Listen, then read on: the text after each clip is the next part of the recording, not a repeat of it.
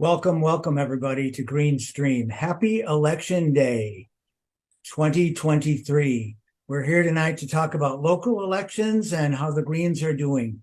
I'm delighted to introduce to you my co-host, Margaret Elisabeth, co-chair of the National Lavender Green Caucus, chair of the Green Party of Washington, and in 2022 was elected to their second term on the Green Party of the United States Steering Committee.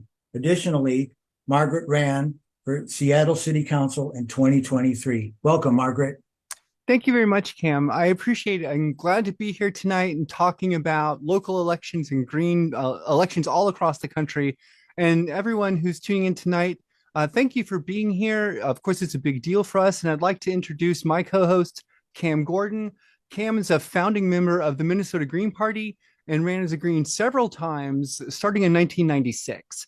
In 2005, he was elected to the Minneapolis City Council, and in 2022, ended 4 terms or 16 years as a Green Council member, which is an extraordinarily great thing. And I'm glad you could join us tonight, Cam. Well, it's great to be here. It's fun that we can be connecting across the whole country from different places through the amazing internet that we have. Before we go on to talk to some local candidates who've been running this year for elections, we want to reach out to Mike Feinstein, who's kind of a guru when it comes to election and has been tracking and following the elections throughout the country, if not the world, for a long time for the Greens. Now, Mike is actually a co-founder of the Green Party of California, and he's served in a variety of roles since then in California and in Los Angeles and state. I think his biggest claim to fame, though, is that he's actually from Minnesota, like me. No, just kidding. His biggest claim to fame is that he was elected to the Santa Monica City Council twice in 1996 and in 2000, and he was unanimously appointed its mayor from 2000 to 2002. He's also written a book on the European Green Parties, and he just has a wealth of knowledge. I think he did a radio show. He's many, many articles, and we're really lucky to have him here. He's going to kind of set the stage, talk about the Greens in terms of the federal races in the state, and then look at the local, which is really where the Greens have done the most, is at the local side. So, Mike, can you say hi and join us? Thank you, Cam. Thank you, Margaret. And I'm going to talk a bit about the electoral context of our Green Party, our record over history, and set the stage for the candidates that we're going to hear soon afterwards. Most of us are familiar that there are super majorities of voters who want more political parties and political options. It polls well over 60%. And how does the Green Party fit into that? A lot of people think the Greens only run for president. That's not correct. We actually run on all sorts of levels, from the lowest municipal level all the way up to governor, U.S. Senate, etc. And in our history, over 6,600 Greens have run for elected office since 1985, which was the first time we ran. And we've had at least 1,418 Greens elected. You usually don't hear about that. You just hear about Greens running for president. And what has been that breakdown of the races that we've run for? Because again, people often say, oh, they're only running for the highest level offices. Of all those 6,600 plus races, we've had 825 for federal office, 1,677 for state office, and together that's almost 38%. But about 62% of those races have been for local office. So the reality is that we have had a focus mostly on local office, but we've also run for some of the higher level. Why do we run for some of those higher level offices? For federal office, we can communicate with large numbers of voters. We can address federal policy, and we can gain or retain ballot status for our party in some states where the result in the U.S. Senate race is one of the ways that we can qualify. So for U.S. Senate, of all of our races in our history, we have run about 140 times. And the best result we had was in 1992, Linda Martin in Hawaii, who was one of the co-founders of the Green Party in Hawaii, got almost 14% of the vote. And this was really remarkable. She beat the Libertarian, finished very close behind the Republican. For the U.S. House, the best we've done in two-way races, we've had a couple of times where they've been two-way races. The best we've done against a Republican head-on has been in Arizona, Mark Salazar, 31.4% in 2016. And then the best result we did against the Democrat was Kenneth Mejia in the Los Angeles area. A couple of years back in 2018, he got 27.5%. So we've done pretty well in some of those U.S. House races.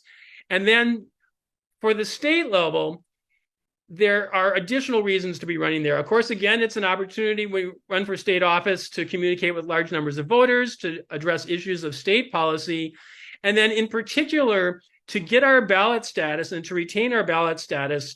The laws that have been passed by Democrats and Republicans make it really tough for us to be on the ballot. They have a monopoly on power. They set the rules, and those rules are set up to exclude us from participating. And what that means is we often have to run for statewide office in order to retain ballot status, and in particular for governor. So in this country, we've run 127 times for governor. Our best results, twice we've been over 10%. Once in 1994 in New Mexico, Roberto Mondragon got 10.4%, and that was in a three-way race with both a Democrat and a Republican. Almost that same amount, 10.36, Rich Whitney in Illinois, also against both the Democrat and the Republican. And the first time we ever qualified for the ballot was in Alaska in 1990. And that year, Jim Sykes, an Alaskan Green, we needed 3% of the vote to get a ballot status. He got 3.3%. Now, I mentioned the fact that we run for these offices because it's hard for us to get ballot status and to retain ballot status, and in part because the Democrats and Republicans often say you have to get a certain percentage of the vote only running for governor. What our Green Party national platform talks about in terms of ballot access is that, and I have that here on this screen, is that we don't think it should only be for governor where we can keep ballot status, because voters are less likely to cast a vote for a minor party when it's at the top of the ticket. They're a little more likely sometimes for a little more of a down ticket race, lieutenant governor, secretary of state, controller, treasurer, etc. So our position as a party is to make it easier for parties to qualify via any statewide race, not just for governor. And often the Democrats and Republicans say you have to get this percentage of the vote every 2 years, so that you have to get it both for governor and then for president. We think it should just be for every 4 years, because we think giving voters more choice is really in the interest of democracy. In state legislatures, we run, here you see over 1,200 times for state legislature, for state senate, and the lower house. That's been almost 20% of all of our races. In state senate, we've gotten as high as 38%, Ann Gleason in New Mexico, 37%, Joel Cypress in Minnesota, 30%, Jeff Toast in Rhode Island. And those, one of them was in a two-way race, but even in Toast race, that was both a Democrat and Republican. In the lower houses, state assembly, state house of representatives, etc., we've actually won 5 races. And that in part is because often those districts are a little bit smaller. It's a little bit easier for us to win. In the first 2 cases where we've won in Arkansas there, we had an interesting situation where Fred Smith in Arkansas was a Green, and the Democratic candidate against him had been convicted of a conspiracy to commit election fraud. And right before the election, we sued so that his votes wouldn't be counted because he couldn't serve in office. So we got 100% of the vote in that race. And then there was another time in Arkansas, Richard Carroll in 2008, where the Democrats screwed up and didn't get enough signatures to get on the ballot. There was only a write-in campaign. So those 2 races we won without a lot of competition. More interesting in some ways in the state of Maine, John Eder, who got elected in 2002, he got elected, and these are much smaller districts in Maine because they have a large number of people in their state legislature and a small population. He got about 2/3 of the vote, got elected to the state legislature, and then it came time for redistricting. What did the Democrats do? They redistricted him out of his district to try and get him out of the legislature. So what he then did is he moved 4 blocks back into his old district and he won the race and kind of showed the Democrats you can't pull that kind of nonsense. So he was elected twice in Maine and then once in California in a special election back in 1999. Adi Bach won head on with a Democrat. So then let's switch over to local races, which is really the tofu of Greens running for office in this country. We've had, I mentioned before, about 62% of all of our races that we've run, and we've won over a third of them. Over 1,400 times we've won for local office, a 35% winning percentage. And that winning percentage, by the way, when you subtract out, as with any party, there are some candidates who are just marginal. They run, they really don't have anything going. But if you look at our more serious candidates, it's an even higher percentage of that. And among those 1,400, about 170 have been in local partisan races, where states have the local races that are partisan. Most of the country local races are not partisan. And we're talking about county, municipal, school boards, special districts. And when we run, what's the difference about when we run in local communities? We run in local communities because there you can run based on your community activism, your record in the community, the issues that you've worked on. It's also easier to win those races because you don't need the kind of big money that you do for higher level state and federal office. And also, voters are more willing to take a chance on minor party candidates in down ticket races. And what's so important about this? There's a couple of key reasons why our Green Party strategy is so important. There have been a lot of efforts to try and launch left of center minor parties in this country. In the early 1990s, you had the Labor Party advocates, the New Party, the 21st Century Party, which was going to be started by the National Organization for Women, and more recently, in recent years, the People's Party. And they've been more top-down models. You also look at the Reform Party, which built around Ross Perot. He ran, and then they disappeared when he was done as a candidate. Our bottom-up electoral strategy of running in local races to build a base is not dependent on top-down celebrity-based models. And that's why we still exist as a Green Party today when these other parties have gone away. And some of the advantages of doing that is, number one, when you run for local office, and you get elected, you can show that not only do voters think we have good ideas, but that we can actually govern. Because it's nice to say you're for this and that, but people in communities, if they see how when you're part of the system and you're in the government and you can be effective, that you can govern, that gives the idea that you're an actual credible political party. Also, Green parties in the rest of the world have been winning state and federal office because they are operating mostly under systems of proportional representation, where unlike the US winner-take-all system, where you run individual single-seat district by district, other countries you run in multi-seat districts, and if a party gets 20% of the vote, they get 20% of the seats.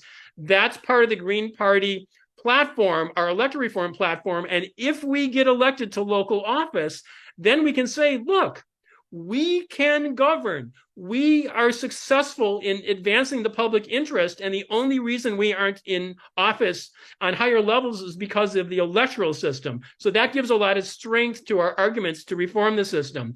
It's also the case, I mentioned before, that most of our local wins have been in nonpartisan races.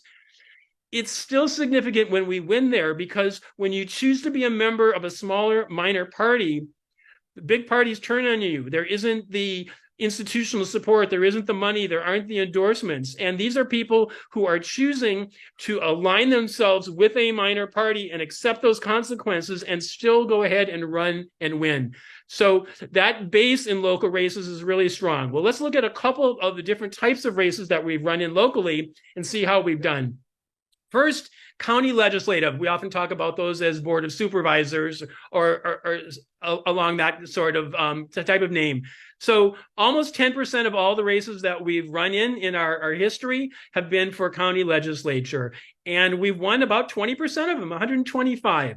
That's a pretty good record. And among those, the longest serving one in northwestern Wisconsin in Douglas County across on Lake Superior, David Conley served for 32 years from 1986 to 2018. And a lot of those local county races were in Wisconsin. For mayor, we've run 254 times and had 35 elected. And there are also appointed mayors. I was an appointed mayor, for example, in Santa Monica. So the first Green who got elected as a mayor came out of that same idea of Greens coming out of community-based activism. Kelly Weaverling in Cordova, Alaska, was one of the main activists when that horrible Exxon Valdez oil spill happened. Some of you remember that in the late 80s. Well, Kelly was one of the people out there trying to work on the cleanup, to clean up the beaches, to save the animals. And he turned that record of activism into being elected as mayor in his town. The longest serving mayor is in California, Bruce Delgado, up in Marina. That's just a little bit north of Big Sur, for those of you who know the coast of California. And by the end of his current term, he'll have been in the office for 16 years. City council is probably where we've run the most local races. In fact, it is 1,457, 22% of all our races, and over a third of all of our local races.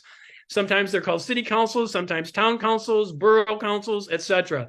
Out of that, we've won over 25%, 381 of those, all over the country, and we've had a lot of incumbents. Our re-election rate with our incumbents for city council has been well over 80%. The longest serving Greens there, again, showing that once you're in office, if the voters are willing to return you to office, it shows that your Green policies and your ability to govern is convincing. 3 different Greens have served for 16 years. Donna Spring in Berkeley, Cam Gordon, who is our co-host tonight in Minneapolis, which is also one of the largest cities that we've ever elected any Greens to a city council. San Francisco is another one of those. And then Alan Drusis in rural Yucaipa, California.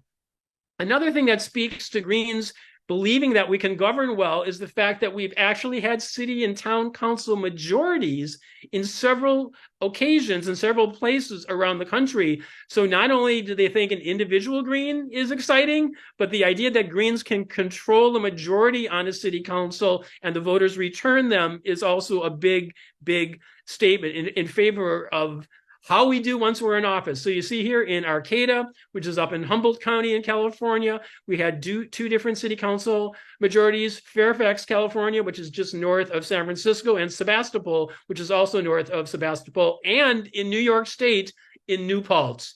So 5 different places we've had those kind of majorities. And then let's look at a couple other local races.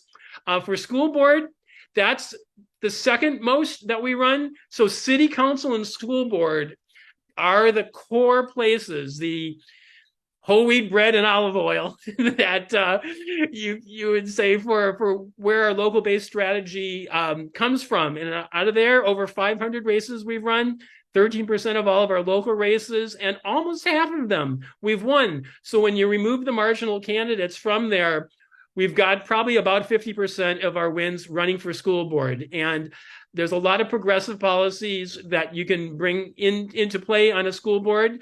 So it's a very important place for Greens to run. Again, we've had a 16-year-long incumbent there in Northern California, Carolyn Dixon in Santa Rosa. Then what are special districts? Special districts are places like water boards, library boards, park and rec boards, etc. Those kind of special districts are another place where Greens have done very well. 400 times we've run for those races in our history, almost 60% winning percentage. And again, that's a kind of race that not only can you run for and win and get elected to, but then you can jump from those kind of races onto a city council as well. They're a good place to go ahead and lay out your record of how you're doing for the community and then go from there. And the longest running Green there is on the Parks and Recreation Commission in Minneapolis, which actually I think has the highest rate. Cam can help us with that later. I think it's like the #1 ranked park system in the entire United States. And Annie Young was on that for 23 years. So in total, how many Greens hold elected office? We are the 4th largest party in the United States after the Democrats, Republicans, and Libertarians in terms of holding elected office. These are the totals for the most recent years. Currently, we have 146 Greens holding elected office. You see, over the last 5 years, we've had a high of 164, a low of 138. A lot of times it depends on people who maybe have served 2 or 3 terms. They don't run again. It kind of varies back and forth, but we've been more or less around this sort of number. The high total for us was back in 2003. We had a lot of momentum from the Nader campaign, and a lot of people ran for us.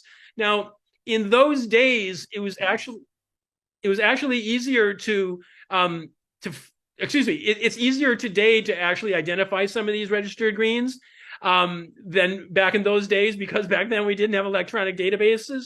So the reality is we probably even had more Greens holding elected office back in those days. But here we are. And I do have to say that one of the reasons our numbers have gone down a bit since those days is that a lot of the people who used to decide to come into the Green Party as a minor party have been going into the Democrats as a result of the Bernie Sanders campaign, who tried to convince people that that's a better place to go. And a lot of local elected officials who we had changed their registration to vote for him in the primaries.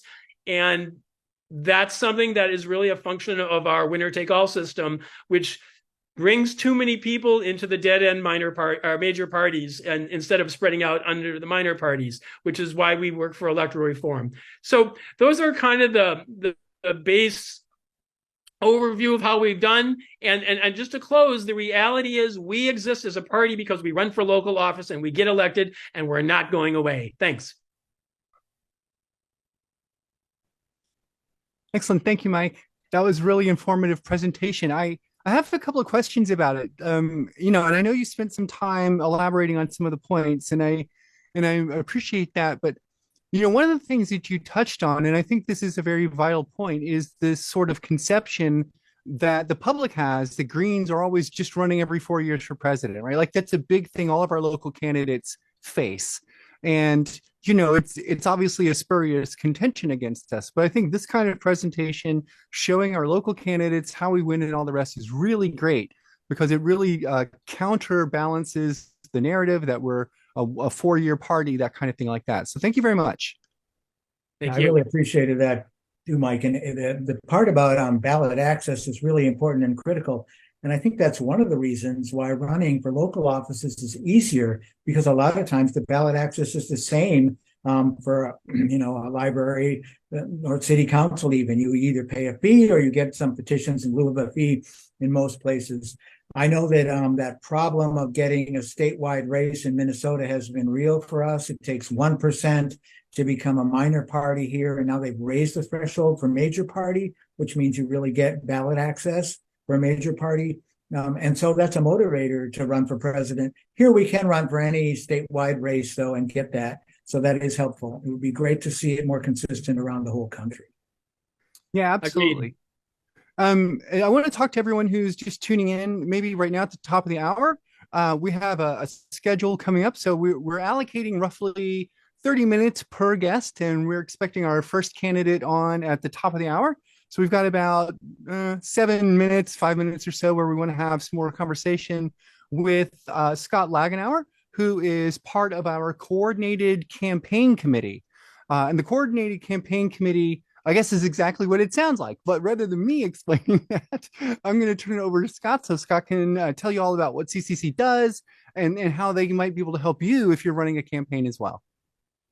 Great. Thank you, Margaret. Hello, Cam. Hi, Mike. Hi, everybody tuned in today. I'm Scott Lagenauer. I am co-chair of the Coordinated Campaign Committee, as Margaret just said. I do have a bit of campaign and candidate experience I'll share, most of which hails from Western Massachusetts. Between 2008 and 2015, I was pretty active. I was appointed to local commissions by our local government. I ran for local government several times, as well as state representative, and very proud of that effort. So I kind of know what it feels like to serve in appointed positions and run for elected positions. The committee that I co-chair, we're 10 people, and we're elected by the National Committee of the Green Party of the U.S. to work with Mike and the database administrator to track candidates, as well as to support them. At every level, local, state, Congress, except presidential. Two ways we primarily support our candidates is one through funding.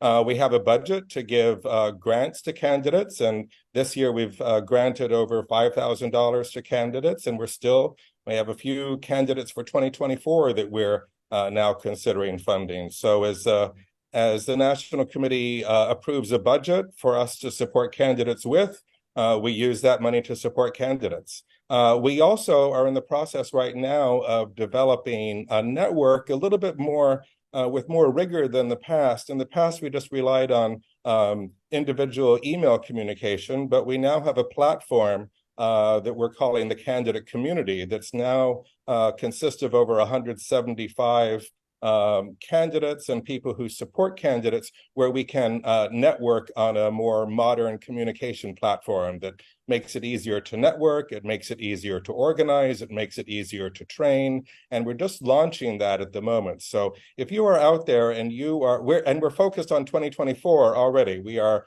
planning our call for 2024 candidacies. So if any of you out there who are here to support our 2023 candidates tonight are thinking about running for office next year, please contact the CCC and see how you can be a part of the growing and increasingly robust candidate community that we support at all levels. I'm happy to be here, happy to see the rest of the program. Thanks everybody for putting this together.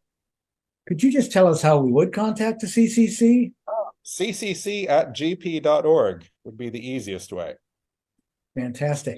ccc@gp.org. Thank you. Thanks, Scott.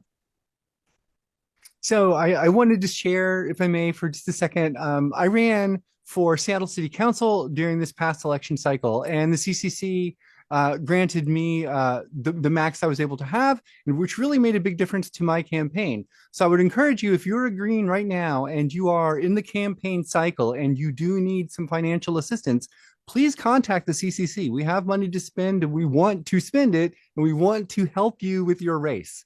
So let us do that by contacting us.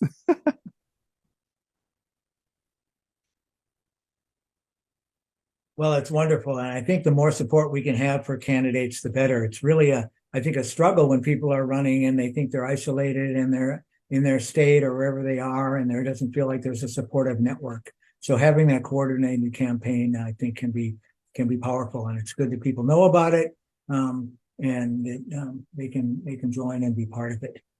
I'm not sure if we have Michael available yet, but we could move on to our first guest if he's here, and I could start introducing them as well. Because speaking of local candidates, Michael has been one since and an elected official since 1989. He's been on the Cherry Valley Borough Council. This is in Pennsylvania, and in Pennsylvania, Greens are running two elections actually. They first ran in Pennsylvania in 1993 and for city council in Bethlehem, and a write-in for governor. 310 Pennsylvania Green candidates in party history, sixth most of any state. 82 Pennsylvania Greens have been elected, fifth most, and heading into the 2023 elections, 11 Pennsylvania Greens hold elected office. And in Pennsylvania, they have a registration system so they can know that they have 9,986 registered Greens in the state, which is the sixth most of any state. I think those of us like us in Minnesota who maybe aren't doing so well, we can learn a lot from these states and how do they do it and how they build. And they certainly have done that in Pennsylvania. And I don't know if we have any results of that race yet, but Michael Badges Canning is running for mayor of Cherry Valley after serving on the borough council. He is a retired teacher. He's been a longtime labor advocate, also a labor official of his union when he was teaching. He worked on ending legalized gifts to legislators. He's supporting public health by ending fracking. Not only, and maybe like a lot of Greens, not only has he been in electoral politics, but he's been an activist organizing marches, protests, and all sorts of activity. And he ran for the Pennsylvania House District 64 in 2020 and lieutenant governor in 2022. So I would like to welcome you, if you're here, Michael, to join us. I'm definitely here. There you are. Can hear me. Yeah. Now I can see you and I can hear you. Fantastic. maybe first you could just tell me a little bit about what it's like being a mayor of a small town and a green at the same time. Wow. I don't imagine being the green is that big of a difference than not being a green, especially in a small community like the one I live in. My neighbors don't particularly care if I'm green or a Republican or a Democrat. What they care about is, that we take care of our 3 miles of roads, that we aren't burdened with onerous regulation coming from the state. And that kind of stuff. I mean, just to give you an example, I'm a former special ed teacher, and I'm all about the American with Disabilities Act. But when the American Disabilities Act was passed, we were voting in Mary Young's living room, and Butler County, I live in Butler County, came out, the election folks came out, and they said, Mary Young's living room is not accessible, so we're going to have to change where we vote. And so they moved it to Mary Young's garage, which was very accessible. Well, the only disabled person in Butler County, or in Cherry Valley, I should say, was Mary Young. And so she had to navigate a whole set of stairs to get to her to the voting place, instead of just walking from her bedroom to the living room.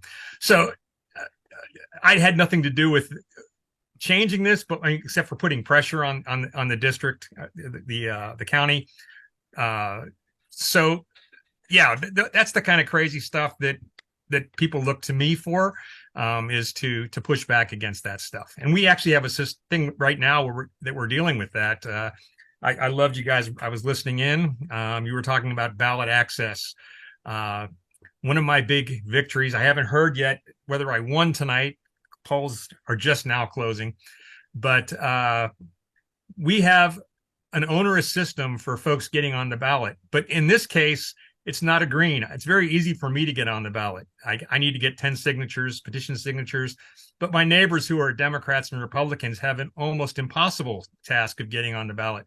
And so for the last maybe 15 years, we've had a tough time getting a full council, because the regulations are onerous. And what I mean by that is, in order to get on the ballot, we have to have 10 signatures. In Cherry Valley, we only have 9 Democrats, so it's impossible for a Democrat to get on at all. And it's almost impossible for the Republicans to get on, because they need to get 10 signatures, and finding 10 Republicans home in the time frame that they're looking for, it's impossible. So one of the things that I did this cycle was actually work hard to get them on the ballot, and I am pretty sure they're all going to be elected tonight, and that's because the Green helped get Democrats and Republicans on the ballot. So I think what my neighbors are looking for in a mayor and in a borough council, I was on borough council for 30 some years, is making sure that we get things taken care of. So what's the population of your town? We're less than 50. We have 37 registered voters. So it's actually a very tiny borough, a rural borough in northern Butler County. I suppose you know all their first names. I do. Well, actually, we have 2. I mean, I know their names, but I haven't yet met two folks. Just moved into the community in the last month, and I haven't yet met them. But yeah, I know everybody just about. Do you use the Green Party values very much in terms of campaigning or in decision making, or how do you try to apply that? Well, definitely in decision making. Like I said, one of the things that I think is really important is that we make decisions closest to where they need to be made. So that definitely informs where I'm coming from in a lot of things. I think that grassroots democracy is a big deal. And so, yeah, that for sure. And then, as you mentioned, I've also run for state rep and for lieutenant governor, and the green values definitely shaped my platform in those instances, for sure. Yeah. Michael, I can presume that the challenges you faced during the different runs you've had, like for lieutenant governor, for borough council, and now for mayor, are pretty different because you're talking to very different groups of people, right? Much bigger audiences sometimes. What do you think was your biggest challenge in those three races? Like, what was the biggest messaging challenge you had? Well, I mean, running for borough council and for mayor, I don't think I have a messaging issue. Like I said, my neighbors know who I am. They know I'm green. They know where I'm coming from. They know that I'm involved in stuff that maybe they don't agree with, but they also know that I'm their neighbor and that I can be counted on to do what's right here in the borough. Now, as far as the larger audience, I mean, when running for state rep and lieutenant governor, number one, I heard you guys mentioning the Bernie effect. That was definitely something that I had to deal with in my second run for state rep and also for lieutenant governor. I mean, the whole idea that, yeah, you're just wasting your vote. That's been something I've had to deal with over and over on the larger offices. It's something else. And then also the Ralph Nader, Jill Stein caused thing. That's a problem. And then also the perception, I think, that a lot of folks have about what Greens are and who we are is that we are, far out there, or that we're the liberal wing of the Democratic Party, which is also kind of irritating. But those are the messages that I've had to deal with that I've informed some of my runs for sure. Did you have any competition in the race this year? No. So you're probably going to win for sure. I am reasonably positive that I am going to win. Yeah. I mean, we had a mayor, Ron Lockwood, was our mayor for 51 years. Ron was a Republican, but Ron was also a damn good guy. And I'm trying to carry on Ron's legacy in that we're, looking out for the community. But Ron was also mayor because not a whole lot of people in Butler County, especially my part of Butler County, northern Butler County, have time to serve on things like borough councils and serve in our fire departments, or even doing things like tonight. My wife is working the polls. She's a minority inspector. She's elected to that. But most people can't afford to do that. We've been one constant in the 40 some years that I've lived here is that we're bleeding jobs and young people. So people don't have time to do community stuff. And as a consequence, they don't run for office. And in fact, that's one of the things, like I said earlier, we haven't had a really well-functioning borough council for the last 15 years because it's very difficult for people to get involved in civic things. So that's one of the things I've been doing for the last year and a half is trying to build that up. So, but so I don't have any competition. And I don't think anyone else wants the job, but that's where we're at. Well, talking to you makes me remember something that I picked up while I was campaigning and also serving in public office. A lot of times people don't care so much, especially in the city and the town races, even what your political affiliation is. They're just looking for somebody who will actually care about them and will listen to them and will take them into consideration when they're making decisions. And I think that, I'm getting from you that you really do care about your community and you care about those 37 people and the rest of them, and they know that. And I think that's a key, and that's really important for anybody who's thinking about running is how do you actually communicate that to folks when you're talking to them and at their door. And I tell people, if you don't actually care about individuals in your community, if you don't actually love the people you're planning on serving, and I mean that in kind of a general way, but a really authentic way, don't do it. Because that's really what they need is somebody who will care about them and help care for them in their government. And I'm picking up that certainly is something that you're doing. And I'm also curious if you might have any advice to folks who are thinking about running, even for a really small race or anything. What should they do to get ready, or maybe check it out and make sure it's a good fit for them? If you have any advice you'd give to somebody who's thinking of it or wants to run, who might be listening today? Yeah, I mean, let me go back to your first point about, you know, loving your neighbor, whatever you want to call it. That's definitely I think that's important. You have to care about the people in your community, and unfortunately, you know, the Democrats and the Republicans in this part of the world, and I'm thinking a lot of the world, they don't really care about you at all. They care about, you know, maybe your vote, but they don't really care about you. So for 40 some years that I've lived here in northern Butler County, the Democrats ignore us. They don't care about rural voters at all. And the Republicans patronize us. They say a lot of the right stuff, but then when it comes time to actually deliver, they don't deliver at all. And so we have horrible infrastructure. You know, right now my internet's working pretty good right now, but I also know that it's sporadic as hell. The FCC says that 25 megabits per second is basic. I know that I've been off and down around 5 megabits per second, and that's not good. And that's because our folks ignore us. Our elected officials ignore us. The other thing that I thought of when you were saying that is that when I ran for state rep, this isn't a problem I have in Cherry Valley. I can talk to my neighbors fairly easily.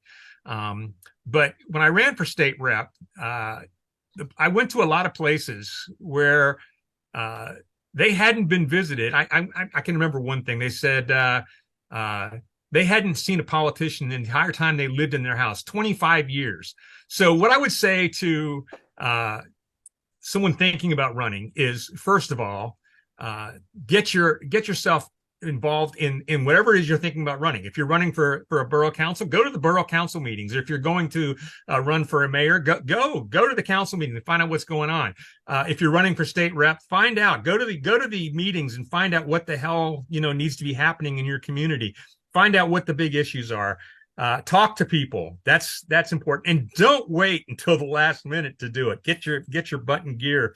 Start lining stuff up. Get your committee put together and all that stuff. Excellent. Thank you very much, Michael. That was really informative, and I think it's really great advice. I think that, of course, if you could be a green and arranged to have nobody running against you, that would be ideal. But I don't know if we all have that same luxury. I hear you. So do you have any other results that you're seeing from Pennsylvania? I haven't seen anything yet, but I'm pretty sure that right now I just got word that I have in fact won, and also the other borough council folks have won as well. So I guess I'm an elected mayor now. Perfect. Congratulations. Thank you. Are you going to have a celebration? Cherry Valley is a pretty small place, and we go to bed early. So I guess I'm having my celebration with you guys right now. Yeah, that's right. This is it. Fair enough. Well, I just want to say then, thank you, Mr. Mayor, for joining us this evening and for giving us your insight and your experience and relating them to us directly, and then to other viewers who are watching this right now and will watch it afterwards. This is that kind of thing that's going to be inspiring for a long time to come for a lot of Greens. And I really appreciate you taking your time, especially tonight, right on election night, to be here with us. My pleasure. I just noticed that Tara Yanni, and I'm not sure if you know her, but I do. She, it looks like, was facing a small write-in challenge, but she was third in 3 seats. So she's been reelected as well for, I think, Edwards Borough Council. If I've got that right. Yep. Excellent. Yep. That's a Pittsburgh community, and she's a terrific person. Excellent.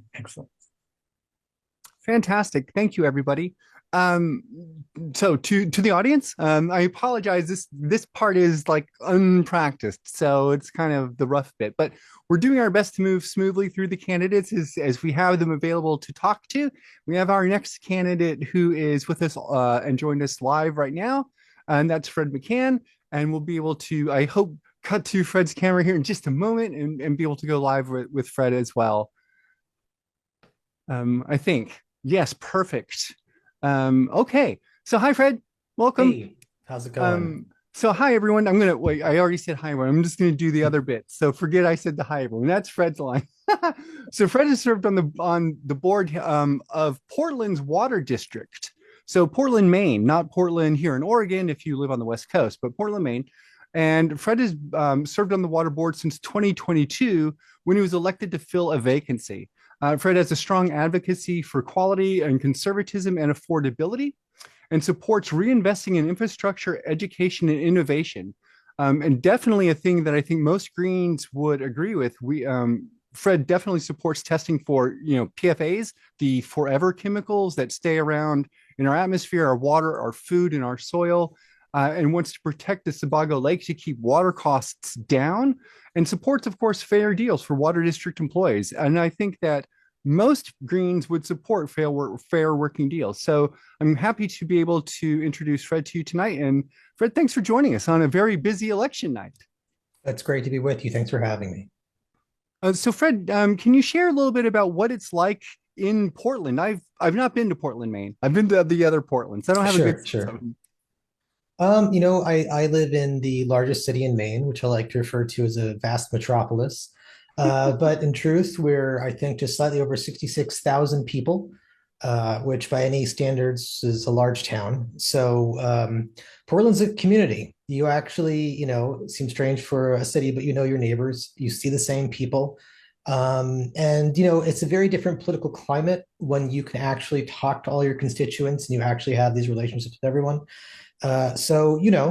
You get to know people on a one-to-one basis and you get to know their concerns. They will let you know what they are worried about. And when it comes to the issue of water, people want to make sure their water is clean and they want to make sure the rates are low. That's really kind of what it comes down to.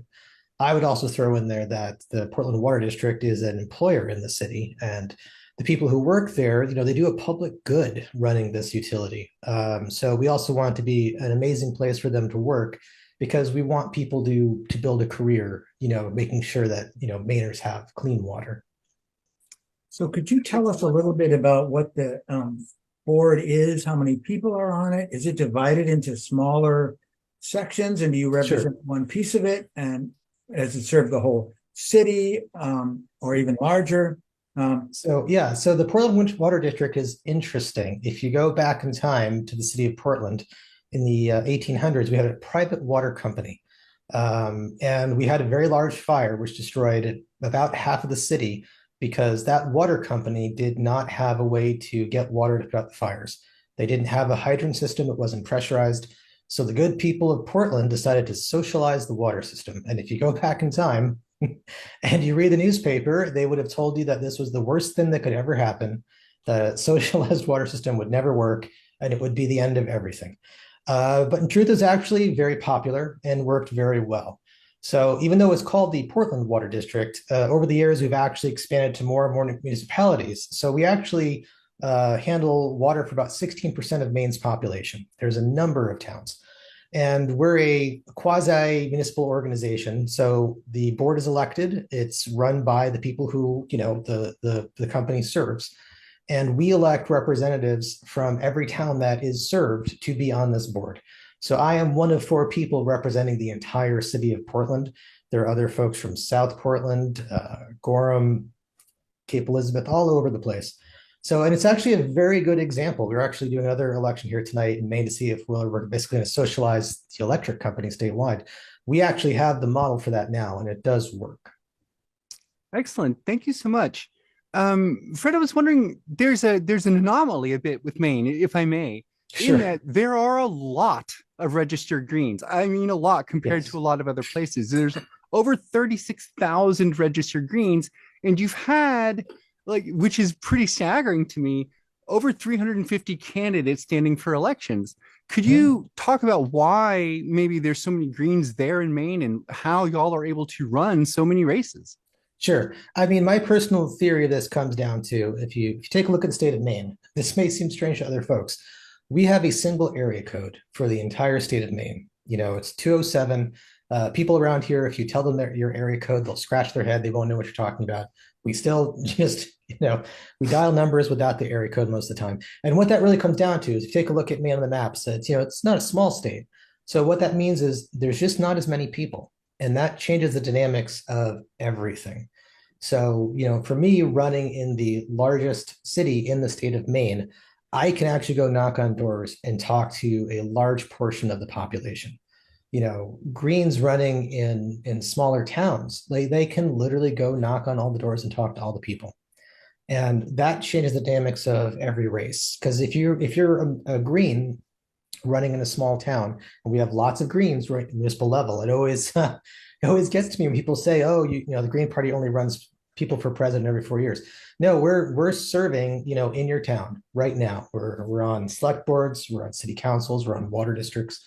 And when you have a scenario like that, where you actually know your neighbors and you can get and speak with your neighbors, big money in politics is still important, but it's less important because you're actually there knocking on the doors. And when you make that person-to-person connection, people remember you. And I've talked to people who are, staunch Democrats. I've talked to people who are, Trump Republicans and have a MAGA flag on their front door.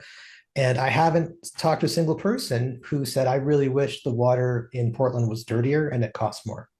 So, when you get right down to it, there's a fair bit of common sense. And if you can actually talk to people, all of a sudden having this label of green doesn't necessarily mean anything because they get to know you.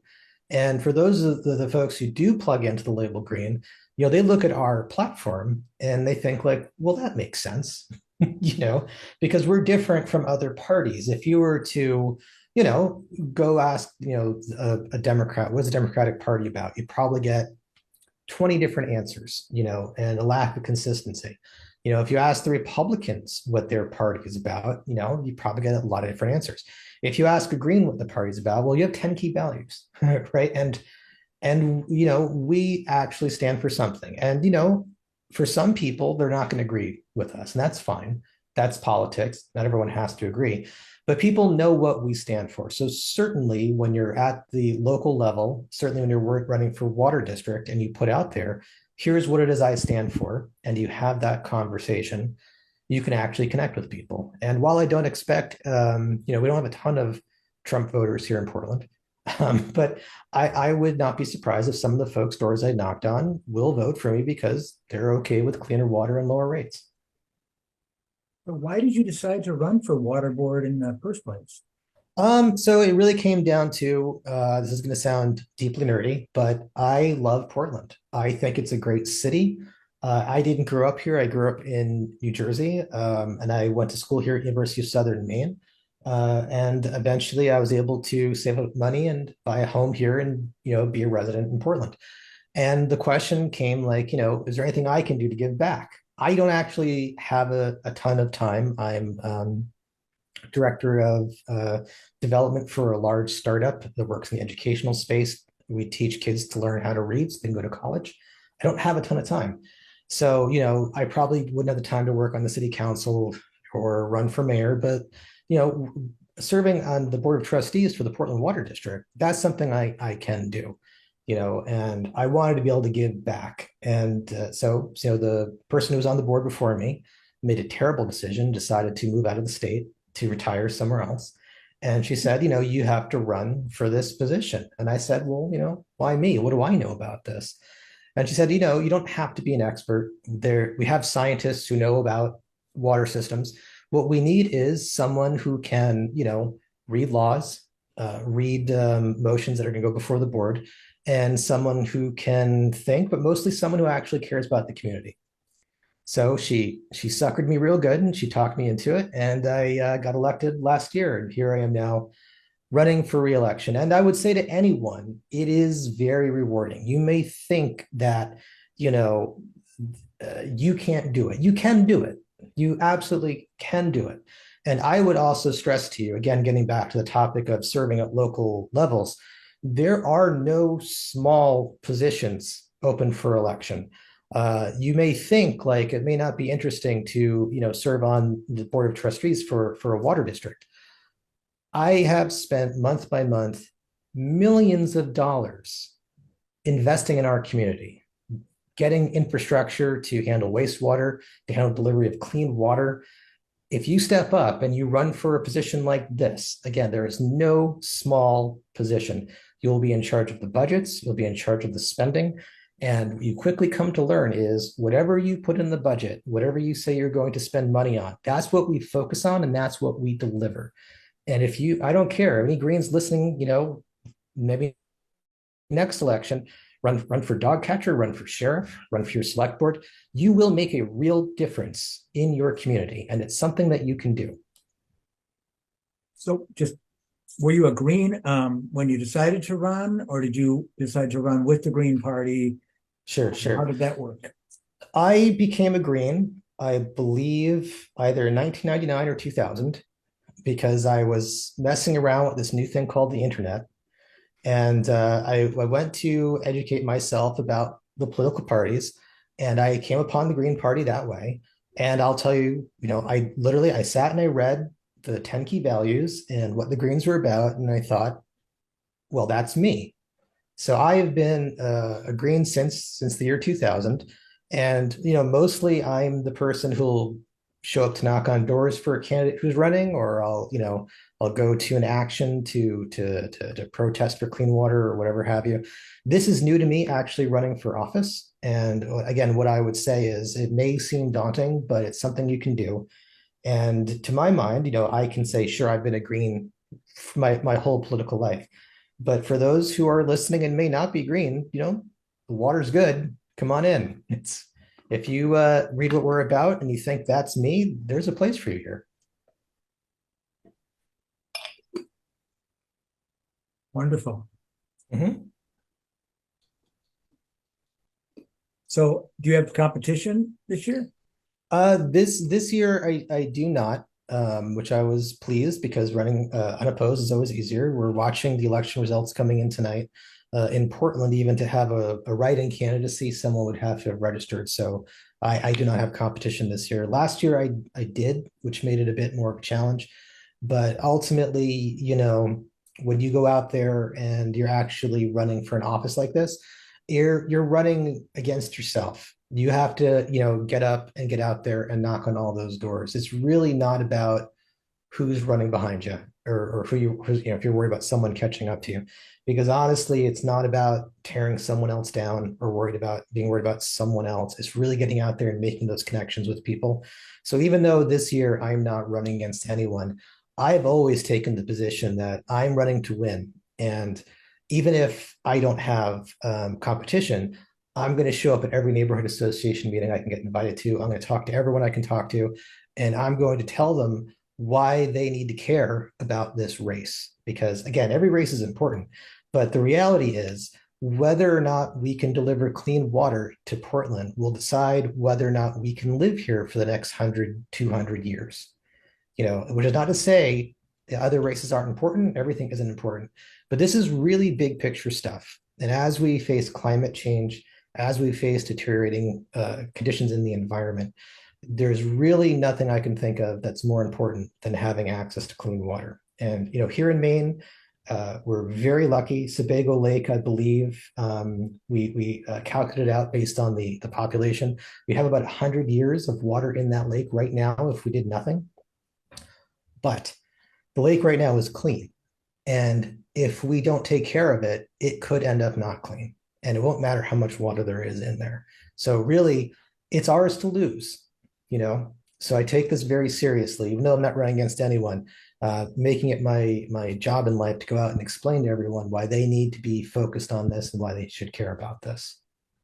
Well, you'd have my vote. And if you ever want to move to Minneapolis, we've got some water districts that could use your help too. So that was fantastic, and that was wonderful. And thank you so much for visiting with us today. And I think congratulations are in order on your victory, even if it's not final yet.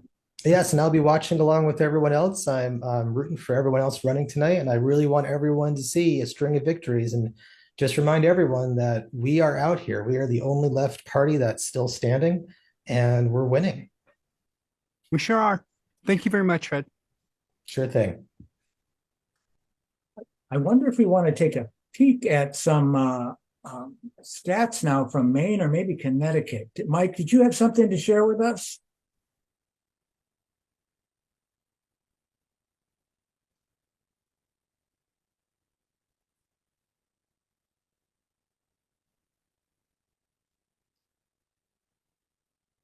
Here. And here we go. Here we go. So just first, here's the good news from Maine, and then we'll switch to our next. So maybe Margaret or Cam, you just want to review this, and then we'll go on to Connecticut.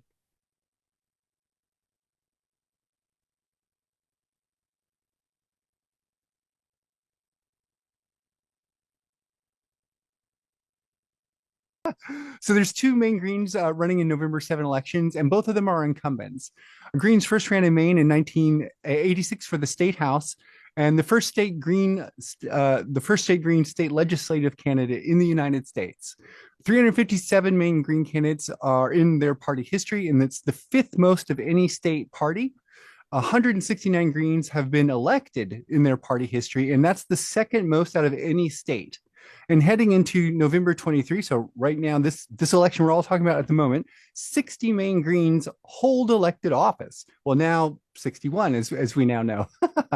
And there are, as I mentioned earlier in our talk with Fred here, there are 36,526 registered Greens in Maine, which is the highest per capita in the United States and just the third most total of all, which is a really impressive figure given that the overall population of Maine is nowhere close to places like Texas or Illinois, places like that.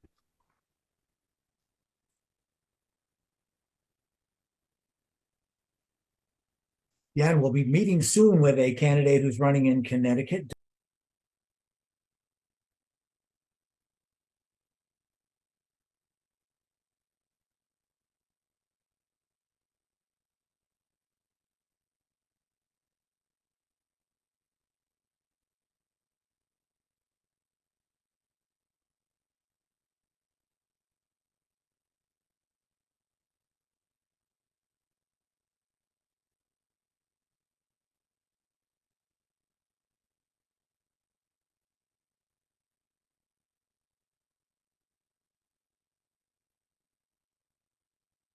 Connecticut, down from 1,332 after the party lost statewide ballot status as of November 2022 and had to start afresh. And we are fortunate enough now to be welcoming somebody who is perhaps the state party's biggest geek when it comes to elections in Connecticut, but he's also running for the Wyndham Taxing District Board. He's a Willimantic resident since 1983. He served previously in several offices, including regional election monitor. He tracks the candidates in Connecticut, and I want to welcome you right with us today, Doug Larry. Hello. Hi, Doug. How's the campaign? Thank you, Cam. How's the election looking so far? Well, it was wet this morning and cool this evening. There's confusion at this moment. The polls closed at 8. We've got some photographs of the tape. We have some people meeting at the pub and other people picking up signs. There's chaos going on. We have our first leading indicator of how things are going, and we're missing the other 9. So it's at that moment in the campaign where we don't know if we're supposed to hug or cry or, hide. But we think it's going to go well.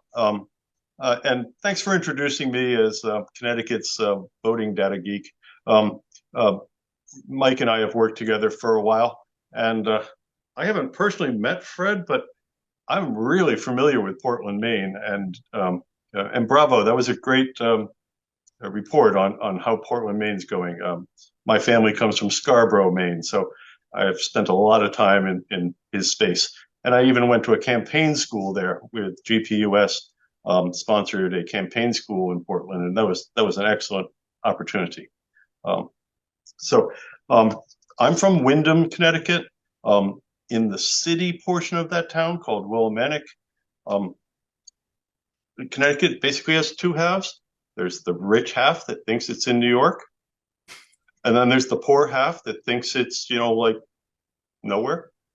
And I'm in that half. So if you put your finger on the right-hand side of Connecticut, you're right on top of me here. This year, Windham has 9 candidates on the ballot. So if I described a bit of mayhem going on out there in my community at this moment, picking up signs and looking at tapes at 3 polling sites in 4 districts, there's a lot going on. We have 2 very tight races. Okay. But could you tell us what a taxing district is and what that actually means and how big it is? Yeah, sure. A taxing district is been used here in my town for 40 years so that the poor, non-citizen, non-adult age, poor people of color can pay higher taxes than their white neighbors nearby who have 2-acre lots and pay 25% less in taxes. So, this is a classic. We ask the poor to pay for their own police, and then we encourage the police to be a armed guard. And then the people in the houses that feel they need so much protection aren't paying for that. But when they come in here to work or drive their cars into town or have their sons and daughters come to school here in town, the poor people in town are paying for the police that guard their kids. So is it kind of like a city council? It is similar. We handle 2 main budgets, $11 million, police and professional fire. They're both rather active in their own ways. The town council handles a larger budget of about $30,000. And that's leaf and snow and roads and all that good stuff. And then there's the Board of Education with a good $60 million or so. So, I'm working the tail end of the dog, fire and police in a subset of town. Okay. And how many people serve on the board with you or would? Well, this board of directors for the taxing district will have 6 people on it. It's a fairly new instrument. It used to be part of town council, and we cut it off separately for, local political reasons. I've formerly served on Board of Finance, a more traditional figure out the mill rate and send it to the voters and see if they're willing to pay that much. But I was interested in this role because it focused on 2 of the costs you can control the most. You can decide how fancy a fire department you want at some risk, and you can decide on how fancy a police department you want at some risk. And that risk reward benefit thing with money is one of my skill sets. So did you want to tell us about 9 other candidates running before I interrupted? Sure. Take it away. As Fred said, it's important to serve. We have only 36 Greens in town. A third of them are on the ballot, so to speak, and another third are in commissions. It's a pretty high bar to become a Green in this town because the expectation is you're not just going to join, you're going to do something. So we're on the Energy Commission, we're on the Ethics Commission, we're on the Charter Revision Commission. My wife's been on planning and zoning for 20 plus years. So that's the expectation if you're going to get involved here. And so we have candidates who have been active. Tonight, 2 incumbents for town council. We already have 2 seats. We're trying to hold on to those 2 seats. They're in very tight races. This part of the state is going more and more purple by the hour, and it's going to be tough. But we also had 2 newcomers. One, I'm proud to say, is a professor at the local university. Her specialty is ecology. So she's got a PhD in greenness. It's really amazing. You know, this smart lady came into the party. You know, she just got referred by a friend, and it turns out this is her stuff. You know, yeah, grew up on a farm, knows dirt and water. Really amazing stuff. So we're glad to be expanding in that sort of way. And so we got some assistance from the coordinated campaign committee this year with a polite grant for our slate. I think we were probably the first slate to apply. But we've found that if you run for a lot of small offices, you and your friends have some mutual support. And you can do things that one person running for a fancy office all by themselves would have trouble doing. Yeah, that makes sense to me. Doug, could you, I think for most people serving on any sort of tax, anything would be pretty daunting for them, let alone something in charge of like allocating budgets for fire departments and police departments. What made you decide to run for that office as opposed to a mayor or something else? Well, I'm a numbers geek. Ah. I'm better at numbers than people. So, you know, handling the babies and, you know, hugging people in the large crowds isn't really my strength. I'm much more, you have a 120-page annual report? Let me try to find page 119 and see what that footnote says. I'm that kind of guy. And so if you give me a 120-page report from the town, I'm likely to turn it into a multi-tab spreadsheet and analyze it for the last 10 years back. That's what I do in my spare time. So I'm that kind of guy. And for Connecticut's Greens, I'm one of 3 or 4 large data analysts. I can take the state data for 2.5 million people and figure out who votes and how to reach them. And do we want to talk to them, or do we want to leave them alone and hope they sleep through the day? So I'm sort of the targeted voter guy. Gotcha. I know we haven't gotten any results out of your race yet, and hopefully, as they come in tonight, Mike will be getting those numbers, and when we get fresh information, we'll like break in and give updates on things as we get it. But I know right now, as you mentioned, there's 6 people running. How for 4 seats, correct? No, actually better than that. We have 9 Greens running for 12 offices. We expect to win somewhere between 6 and 8 of those seats. It's those last 2 that matter. They're the town council seats. They're going to be tough races. We have an interesting race on the ballot in town this year. 2 Greens are running for the same single seat. They're on 2 different party lines. One lady with an education major wanted to run for a Board of Ed 2-year slot to fill a hole.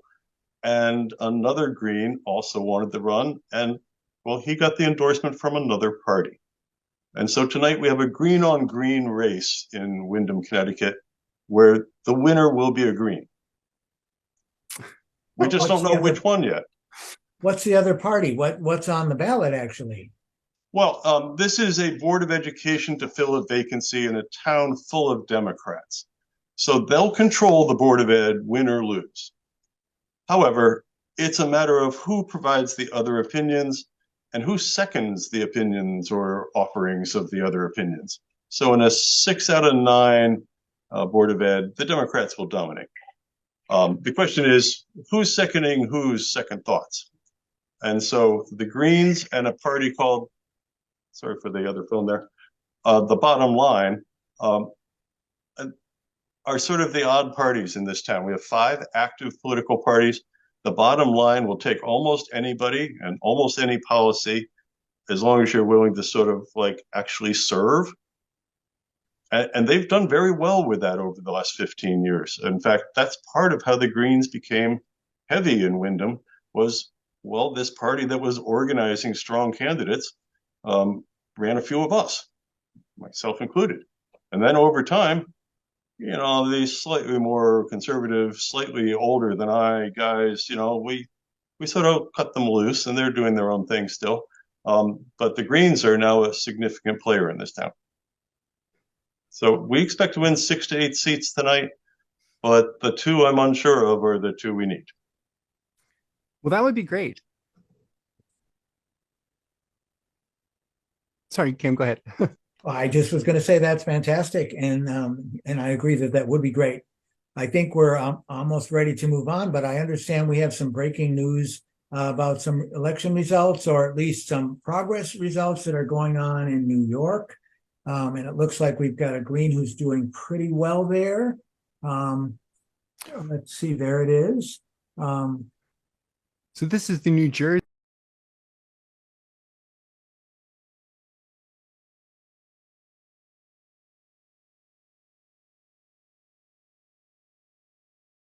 steering committee members as well is leading the race at the moment with just over 50% of the vote. That's really great. Wow. Exciting news. And thank you very much, Doug.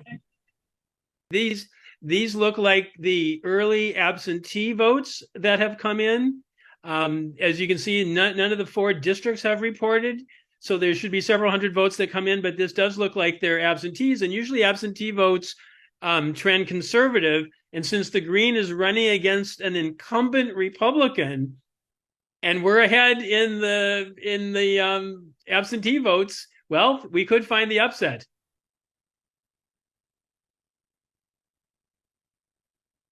Ran, I'm very much aware of like the early voting and absentees, and they really skew to a certain demographic. So you really got to hold your line and not give up early.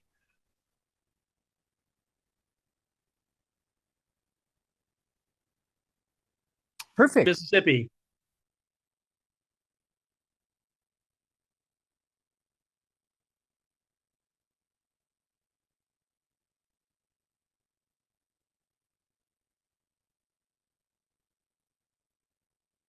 You see it? It's up. You need to switch tabs.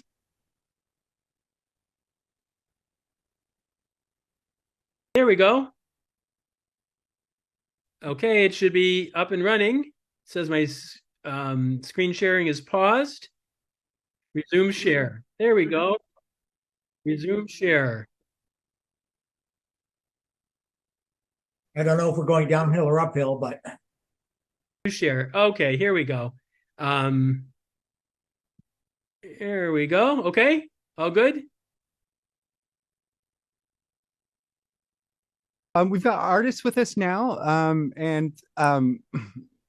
artist is out of Mississippi, and there are 3 Mississippi Greens running in the November 7th elections, and 2 of them have been endorsed by their state party. Greens first ran in Mississippi in 2004, with 1 elected to the County Election Commission in Tupelo. There have been 13 Green Party candidates in the state party history, and 2 Greens have been elected in their state. Heading into our November 2023 elections, 1 Mississippi Green holds elected office, a new city council seat in New Augusta. And we're joined by Artis Burney, who is running for State Senate District 51.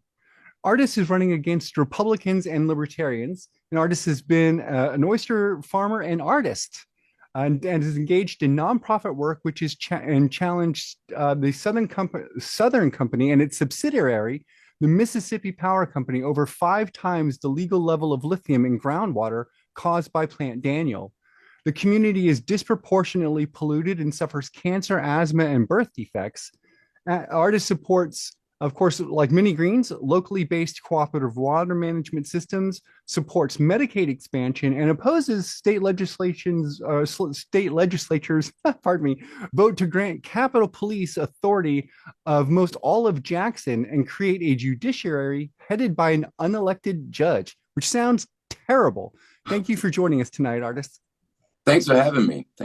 Yeah, it sounds terrible. It's much worse than it sounds, huh? I bet it is. To be honest with you, it's hard for me to really get my head around such a concept of an unelected judiciary and all. And it sounds like there's a lot of challenge in your district for both you as a candidate and for the constituents that you would represent. What would you think is your like number one challenge to overcome? Well, I think our immediate challenge to overcome right now is we live right on the Gulf of Mexico, which is our most precious resource. And we're poisoning everything. We have to get better. Southern Company, Chevron has started to burn pyrolysis plastic, and they've had like over the Cherokee community on the other side of the fence from Chevron, they had like maybe 26 people pass away in the past 4 years from carcinogens from Chevron. And the people want a buyout. They want an equitable buyout, but the city and Chevron, they've suggested people should sell their property to somebody else and move. So we have our work cut out for us here in Mississippi, but we're working. I can imagine that for a lot of people, running for office in any kind of capacity is pretty daunting, but you're running for Senate. So do you think that that's a bigger challenge, or like, do you think it would have been easier to run for like mayor or city council as opposed to Senate? What caused you to choose that race? Well, what caused me to choose the District 51 Senate race is because of the relationship that it seems like the incumbent has with the Public Service Commission and the energy companies. They seem to be working together against the people. Another one of those situations of putting profits before people. And I think Jackson County deserves better than that. Every place does, to be honest with you. I think it's really a terrible tragedy that we see so many corporate structures just exploiting people all across the country, and very few people are standing up like yourself to do something about it. So, speaking from my heart here, thank you very much for running for this office. So I know you mentioned like the Gulf of Mexico, and there's a lot of issues that are going on in the Gulf, right? With, of course, PFAs and oil spills and all the rest of that are continuing to plague us. I think one of the things that I know a lot about Mississippi is the disenfranchisement of voters and the closing of polling places and all this kind of stuff. How has that impacted your campaign? Well, I haven't seen the impacts of it yet, because we've had to make up for that by more feet on the ground and things like that.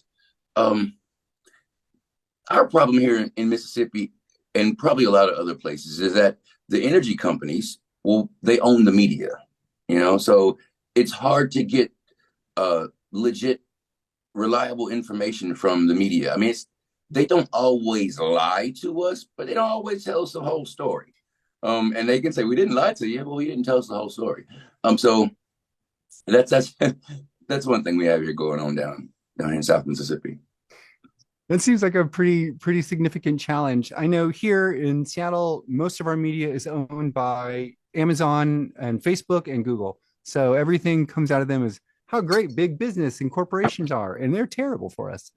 Yeah. I know that one of the things I think we've heard from several of the candidates so far is their like strategy for getting out the vote, and all of them have been really clear that it's the going and knocking on the doors and hi, I'm the candidate. Do you find that that's a viable strategy, running a senatorial campaign? Yes, I think that's a viable strategy. I'm a Green Party candidate. I'm an underdog, so I have to outwork the next man.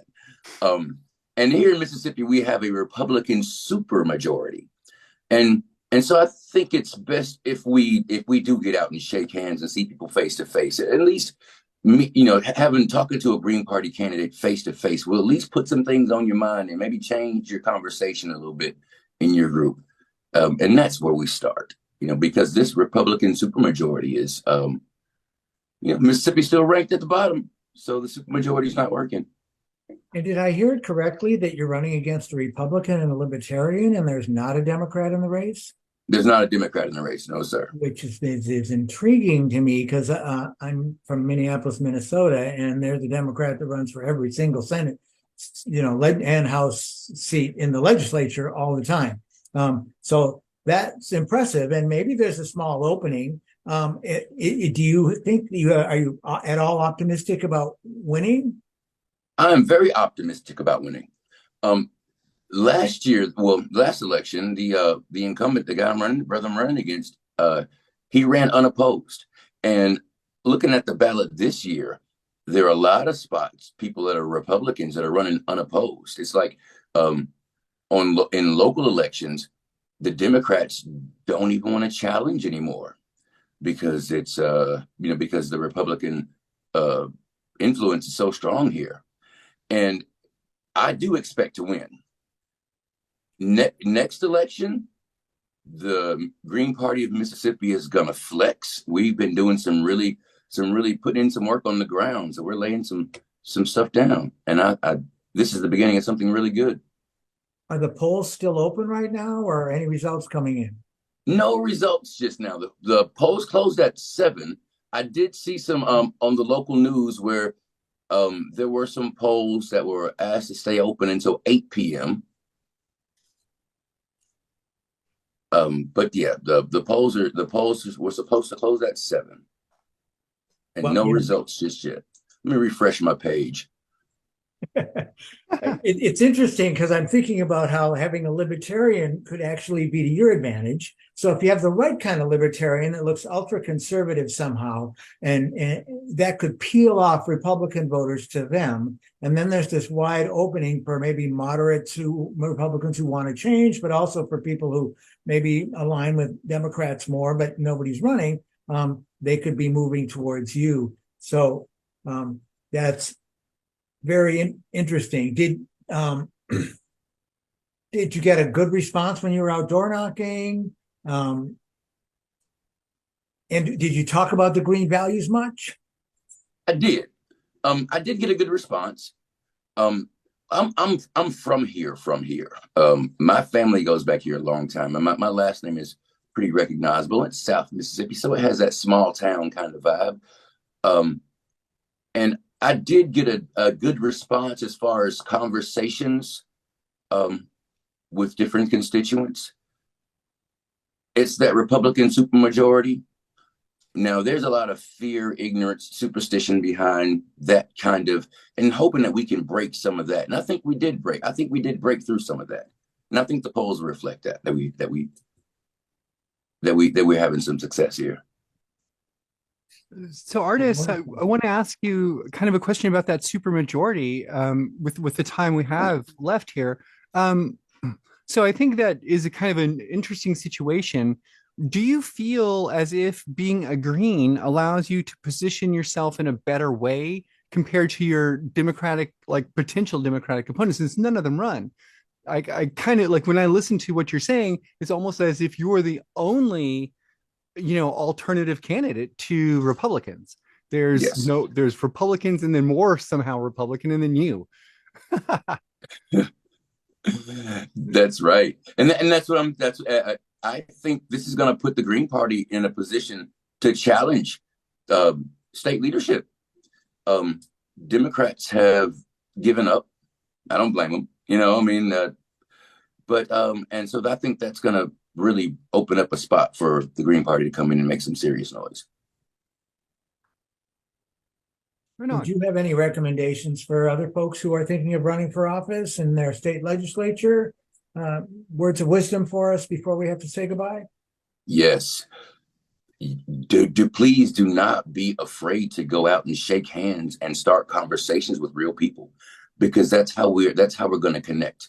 I'm an organizer by a profession and with nonprofits. And I know that grassroots is the way to go. That's how you grow something.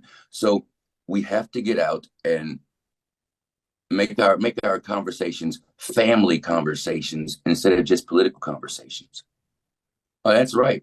Mr. Feinstein and KKK is still active here in Mississippi, brother. That must have been a chat. I really appreciate you being here tonight. I know for all the candidates, right, it's a huge night, of course, and there's plenty of other things that are taking your attention, especially right now as polls are closing and people want you to come to like election parties and all that kind of thing like that. So, for everyone here on the production side, thank you a lot, Artis, for being here tonight with us. Okay. Now I did want to point out one more thing. Okay, we usually have these electronic voting machines, but this year they weren't working, and so now we have paper ballots. And in 2016, I ran for election commissioner of my district, and there was some well, my opponent then, the incumbent, was counting votes in a room by himself. Yeah, I got video. Sent it to the Lynn Fitch in 2016. His sister assured me, artist, Mr. Bernie, there's no way the brother could do anything dishonest because the machine has been calibrated in such a way. I was like, okay, Miss Fitch. So we do, and this is still Mississippi, you know, I mean, so that's probably my only concern about Mississippi. And then in 2016, we were assured that nothing is going on with this 2016 election. And we found out in hindsight that maybe there was. So I would have loved to have been out right now at some polls observing. But you know, we're going to win anyway. In my heart, I Hopefully believe you it to had be some of your so. team members out there watching at some of the polls and keeping an eye on things. But yeah, doesn't sound great. Thank you so much for being with us. I appreciate it. I think we're at the top of the hour, and so we're going to segue now, I think, and move over to New Jersey, if I'm not mistaken. We have next person who's going to come from there. And do we have a nice slide about New Jersey that we can look at? There's 3 New Jersey Greens running this year. And the Greens first ran in New Jersey in 1997 with 5 candidates, including for governor, 225 Green candidates throughout their history, 10th most of any state, 7 Greens elected in party history, 21st most of any state. Heading into this election, 1 New Jersey Green holds elective office. And there are 11,378 registered Greens in New Jersey, and that's the 4th most of any state. And we are going to be joined now by Erica. I think if I'm pronouncing your last name right, I want to say Jocko, who's running for re-election to the Bellevue Board of Education. Erica was raised in the city and went to school in the district. She works as an appeals counselor, supported raising school taxes, and supports paying livable wage for teachers and other employees, and managing money to enhance student experience. She supported pre-K expansion, installation of solar panels, one-to-one Chromebook initiative, and renovation and expansion of school recreational areas. I believe that you've served for a number of years too, and maybe you can tell us how long you've been serving, and introduce yourself and tell us a little about yourself that I didn't. Welcome, Erica. Hi, thank you for having me. I really appreciate you guys having this forum so that we could meet all the candidates across the United States and in New Jersey. It's a pleasure to have been invited. I've lived in Belleville for 33 years, and I saw the need to run when I was a PTA president and coaching the rec department for various sports. Good night. There's a lot of people here. Sorry. So I saw the need back in 2009. I also ran 2016 and then 2017 when I ran, I won. So my 3rd time running, I won. But we did run on a ticket with somebody else, and unfortunately she didn't win, but I did. And then I ran again in 2020, and I ran with a ticket and I won. This time around, I went back to the original format, which was running on my own. I didn't do any mailers. I didn't do a lot of the things that I did after learning my first time and second time of losing. I felt that I'm tired of the money part of campaigns. As a taxpayer, as a homeowner, we already pay enough taxes, and spend a lot of money. And so I went back to the old-fashioned mentality that I had. Based on the numbers, obviously, it pays to have financial backing for any campaign. I knew that going in, but I really did not financially go that route. I went to my old ways of just phone banking and reaching out to my community. Based on the numbers, it does not look like I'm going to win my reelection. It would have been my third term, but I did give it a go 2 terms, which being a minority, being a woman, being Latina, definitely showed that I did and I was able to change a lot. I have done a lot of things for our children, and that's what I'm most proud of. We were in a deficit in 2016, $80 million deficit in Belleville, New Jersey. We were taken over by a state monitor. So when I ran in 2017 and I won, we have been able to transform and change all that around. We have a flourishing. We're almost going to get rid of our state monitor now. We were in place with it for 5 years, up to 10 years, depending the need. We have our facilities have been remodeled. We have new facilities. We have done a training facility indoor for our students to keep our kids out of the street, to keep them active, to keep them healthy. We are working on CASA, which hopefully I'll see to fruition before I leave. December 31st is my last day. And CASA stands for Center for Achievement and Success. And that is one of the most important parts of my campaign has been the children and making sure that they succeed. This is a indoor place that's going to be 7 days a week tutoring available to our kids, and our parents can come in and be tutored with their kids, which I'm so ecstatic for, because at the end of the day, we need that reinforcement at home for the children when they're doing their homework. And if our parents don't know the subject matter, how can we have that reinforcement at home? So I look forward to CASA opening to fruition by the summer. So these initiatives did not exist before. They were in the back of my thoughts when my kid was going to Belleville High School and in elementary and middle school. And I'm glad that I was part of this movement, part of the transparency, part of making sure solar panels came to Belleville, and they are in our school district now, which was not the case 6 years ago. And 2 years ago, I was able to be part of that change. So we're moving forward, and I'm glad I was part of that change. Well, it sounds like you're leaving a wonderful legacy, even if you're not victorious. And we're sorry about the early results that are coming in right now. But it sounds like you've done some great work when you were there. And I certainly know how that goes. I lost my last election. And so there's, things happen and things change. Listen, I lost them before, so there's no paycheck here. So I don't mind losing. Trust me, that's not the case. But what I do want to remind the community is that we have a voice as parents, we have a voice as taxpayers, and we're going to make sure that we use that. I think, Erica, you mentioned that there was like an $80 million budget gap, and over 5 years, you've basically closed that such that the state monitor is going to go.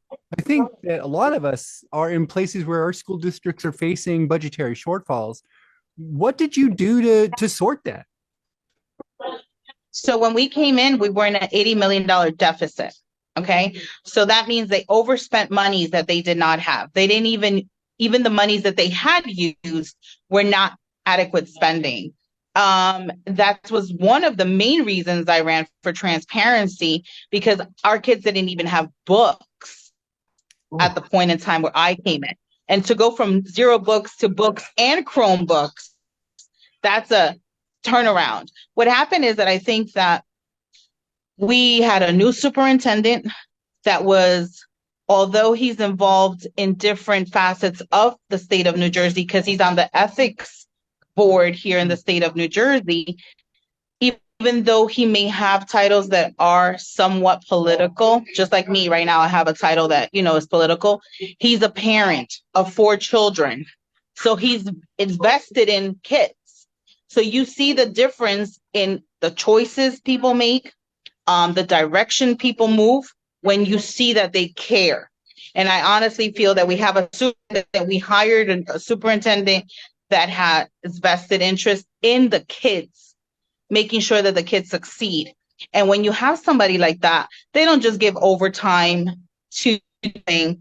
A lot of the monies were used for overtime, unnecessary overtime that was not needed. I recall 2010, there was $1 million that came into the school district. And then when I turned around, they said, oh, we painted 2 schools and the money's gone. I said, how do you spend $1 million on paint? How does that happen? So there was years of mismanagement that led to 2016. We make sure that when our state auditor comes in, I ask questions. It's a 200-page book. What do? We go through it and we make sure that if there's any mistakes that our BA is making, we correct them. When I came in, there was about 11 mistakes still happening. We're down to 1. We're down to 1 compared to 11 mistakes. The mismanagement of money it boils down to the services you get. I always encourage my BA to make sure that I know that we have to use state vendors for certain things, but if we find a vendor that is giving us a better price, a better deal for books, for furniture, etc., we are able to get the list of those 3 vendors that are giving us that overpriced amount, compare it to the vendor who's trying to give us the discount to the superintendent, because I'm part of Essex County, our schools in Essex County, and then just the vendor who's giving us a better deal. Because at the end of the day, a lot of those vendors on those lists are price gouging. I have been advocating against price gouging because we're a school district and we have funds. For the same pencil that we can Staples for 29 cents when they're on sale, they bill us $2.99 for the pack. That's the difference. So I've pushed for sensible choices, value to our tax dollars that are being used. And we were able to make sure that the spending was justified. And that has happened in those 6 years. And the money, our budget is $80 million a year. Our school district is still underfunded because we don't raise the taxes as often every year as we should. For example, this year in our budget meeting this April, we wanted, the budget itself requested $256 increments for each household in Belleville. I only allowed it to be $86 because I had state funding that could cause the balance and help out the taxpayer. And still our kids have everything they need. I advocate and we were able to do 256. I was happy with that. We were able to service our children with that $86 increase, and they have everything they need. In the future, I'm sure things go up with inflation, with time, etc. But while I was around, I made sure that we got a deal for that buck. Sounds like without cutting corners on our education and what our children needed, obviously. Interesting. I bet you learned a lot about how the school system works while you were there too. I think that's a key to being successful, is actually paying attention and trying to get up to speed with all that learning. Do you think it also really helped that you were involved in the Parent Teacher Association before you ran, and so you were learned about it from that angle? Would you recommend something like that for somebody else who's thinking of running for school board? Oh, absolutely. That's always a start. But I genuinely joined because I really wanted to be part of the class mom process as a new mom back when my son was in pre-K. I wanted to be part of the trips to make sure what was going on. I wanted to be hands-on. But that led me to meet the community, that allowed me to have lifelong friendships, that allowed me to interact with other children and make sure that my kid was in a great surrounding with great students and parents. And as a PTA mom, I think it's the most powerful job you have. Not just the mom hat, but being in school. That is the best, I think, decision I ever made, was to be part of the activities in the schools with the kid. My kid till this day and his friends say, Mom, oh, we love you. We miss our fun days at number 9. Our fun days were amazing when you were the PTA president. They still talk about my fun days, you know. I made sure every school has inflatables and a certain budget, but, you know, I was always fundraising. I was always donating. I was always gathering donations to make sure our kids had more than the minimum. And I think that's a good start. But I hope that the person does it, obviously, because they want to genuinely be there participating in the life of that child. So I think it's a good avenue, but at the same time, do it from the bottom of your heart. That makes a lot of sense. Thank you. Eric, I wanted to ask you a question about one of the projects you engaged with the school district, and that was the installation of solar panels. Was that on all of the school buildings in your district, one or two? And has it been long enough that you've seen, has it repaid for itself? Do you still owe money for it? Like, where is the school district with the solar panels?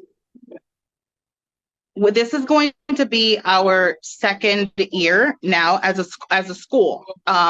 It's really technically 2.5 years, but at the school year has, you know, the half and the other half from 1 year. We haven't put it in every school building. We have it only in a couple of locations. We have it at the school 8. We have it at the high school because we wanted to test it out and see how it goes. So we have it in 2 locations right now. And we have seen a return on it. It has been at least 8% return so far. And hopefully, if we put more solar panels in more schools, we'll have more of a return. And we have actually put it by our driveways. So in case it rains and snows, actually, it has helped us as parents to have still activities or things under the solar panels. So it actually, we tried to do a 2-for-1 on that aspect of it too. Gotcha. Yeah, no, thank you. We A lot of solar panels, like Wayne has them on the ground.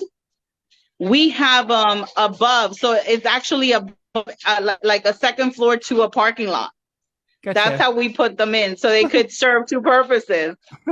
Yeah, right on.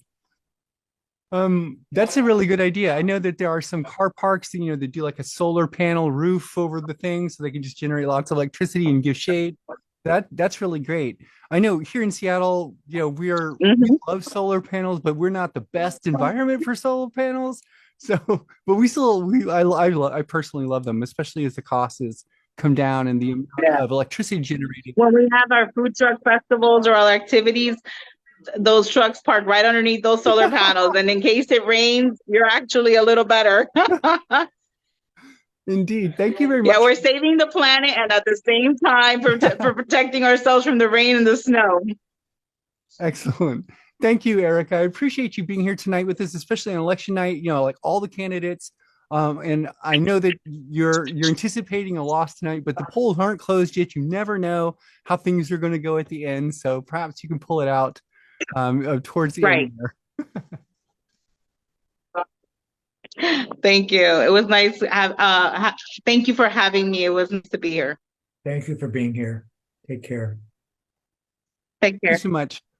Everyone, we are going to be going on to our next guest. We have a slide, of course, from Mike, which will be from Massachusetts. And our guest just needs to be admitted in from the waiting room, and then we'll be good to go.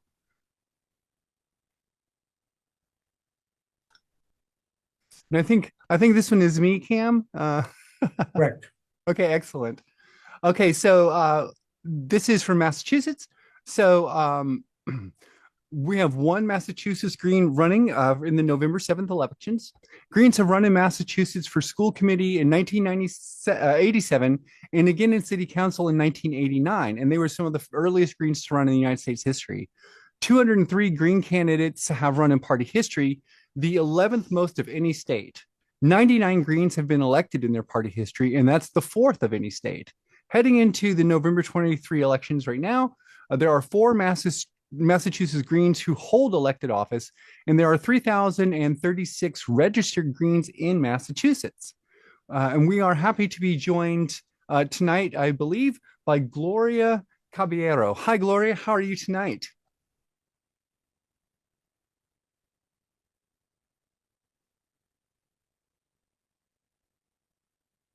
Oh my gosh. Excellent. So you've gotten the results already.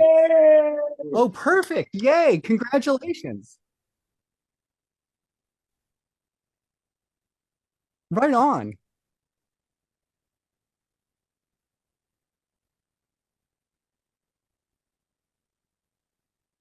Important win for us because it's an office that intersects housing, infrastructure, quality of life, social justice. If we really want to see our schools here in Holyoke to strive and really be part of a broader, right, dialogue of social justice and inclusion for all of us here in Holyoke.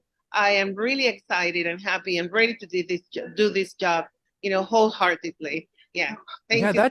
That's amazing. I'm that's one like some of the great news tonight. I'm really happy we're doing live streams so we can get this kind of information. I know for a bunch of people it's awesome stuff.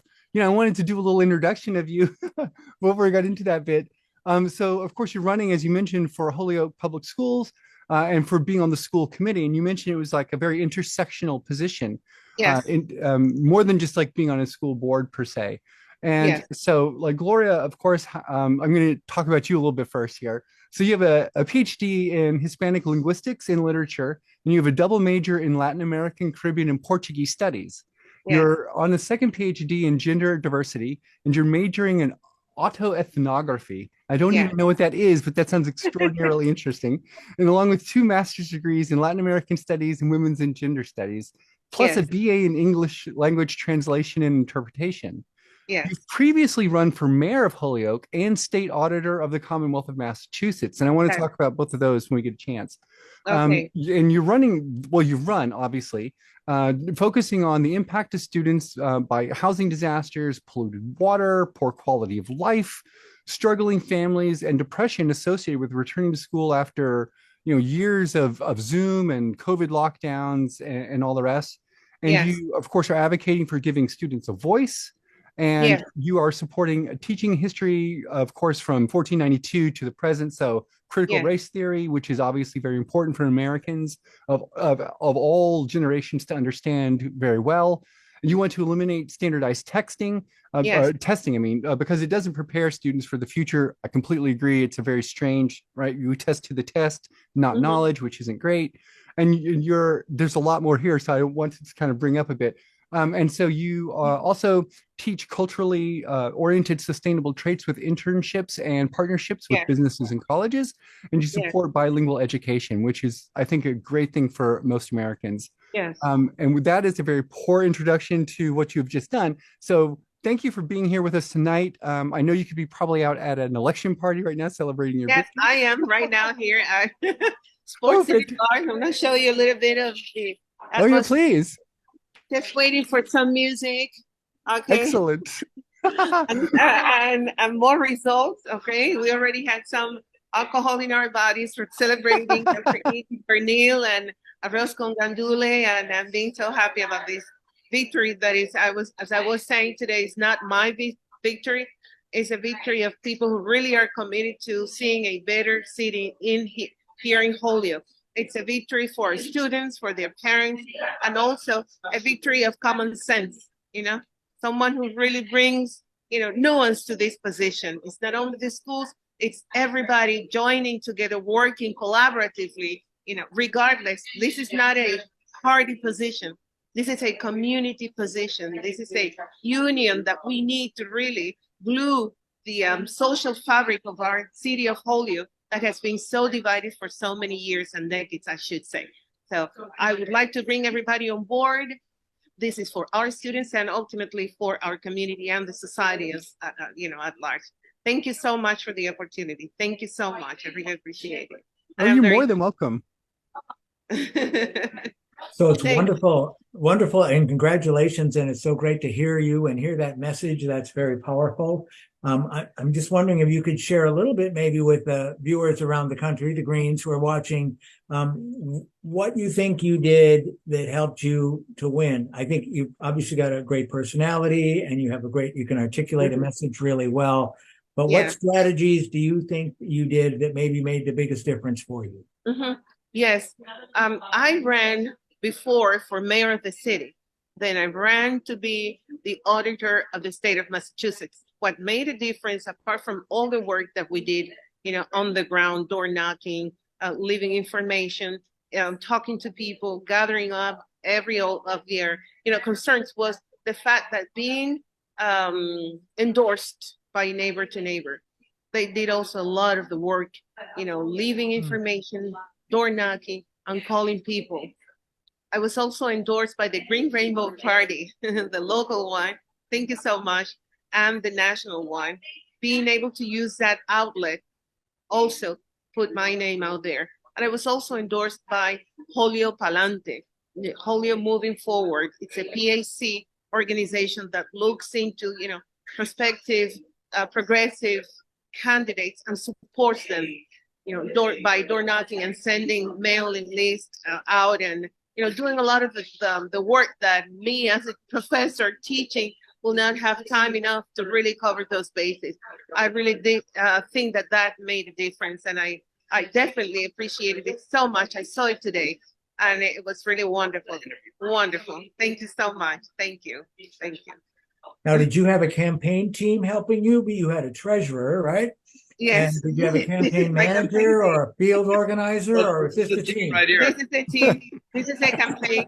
But I have to say the campaign was also my neighbors, people who really trusted me and believed in my message and my mission, my vision. It was also the city councilors at large. It was the people who really put together, a lot of effort to really push this office through, for all of us together, working together to move Holyoke, an underfunded city in Western Massachusetts, forward. It was a concerted effort. And that is what I think we all need, regardless of our political inclinations. We need to get together, foment much more union and community, and find those common grounds. And I think one of those common grounds that I really found was education. And people are so happy, and they just went behind me. So yeah. Excellent. Gloria, how big is Holyoke? I really don't know how big the city is. 40,000. Yeah, 40,000 people. I want to say almost 50% of the population is Hispanic, mostly Puerto Rican, but also we have Dominican, Colombian, Cuban. 2 or 3 Cubans like me. And it's an amazing, beautiful mill city that has been neglected and underfunded for decades. And it has so much potential. People really want to make this city the Venice, of Western Massachusetts, because we enjoy canals and we produce our own electricity. It is a wonderful city to live in. And I guess we should appreciate what nature gave us, and what we are, the space that we are occupying, because we have to be truthful to the owners, the regional owners of the land, which were the natives, the indigenous peoples of this land. So thank you to them, and we should push forward for them to come back to their land and help us fix this world that is so broken. They know how to fix it. This is Ubuntu. This is indigenous approach that we should all be looking into. And I invite my brothers and sisters that are indigenous, whose land we're occupying, even though we're not, at war, to come back and help us solve this problem. Thank you. So, Gloria, I'm seeing a stat here from Mike, which is showing that you got over 82% of the vote. Oh my That's God! not just a victory; that's a mandate. It's a mandate. It really is. 82% of the vote is a mandate. Yeah, you really connected. People really responded to your message. How many people were you running against for this office? So there's only one. The incumbent did not run again. I guess that person moved out of the ward, and there was another person. The difference was that I was out there. I was present in rallies and standouts and supporting other candidates, but also, holding my signs, and that made a difference. Knocking on doors and doing a lot of the field work that needs to be done. People like it when the candidate talks to you. People like it when the candidate listens to all their complaints and you take it seriously. And they like it when you tell the people about what you've learned from your community.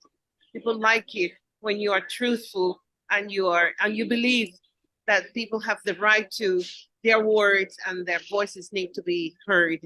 And I would really love to keep doing that, even though now I was voted in. I guess the job of door knocking has not ended. I will keep door knocking. I want people's accountability. I want them to hold me accountable. That's the only way that transparency of governance should be run. I agree. Were you elected for a section of the city, a ward, or do you represent? Are they all at large and citywide seats? I'm sorry. Could you please repeat? Did you get elected to represent one section of the city? Yes. Is it divided into districts for the school committee? Yes. I was elected to represent Ward 4, but I also supported people who were running at large and older councillors who were running, in different wards. So my visibility was very evident. I was supporting, the at-large councillors, and I was also supporting the specific ward councillors. So I was in rallies and standouts with all of them, supporting them, but also making myself more visible. I think that's important when people see that there's unity, that there is, a concerted effort to move forward, not only with one office, but when they see you supporting other candidates, then it's a team.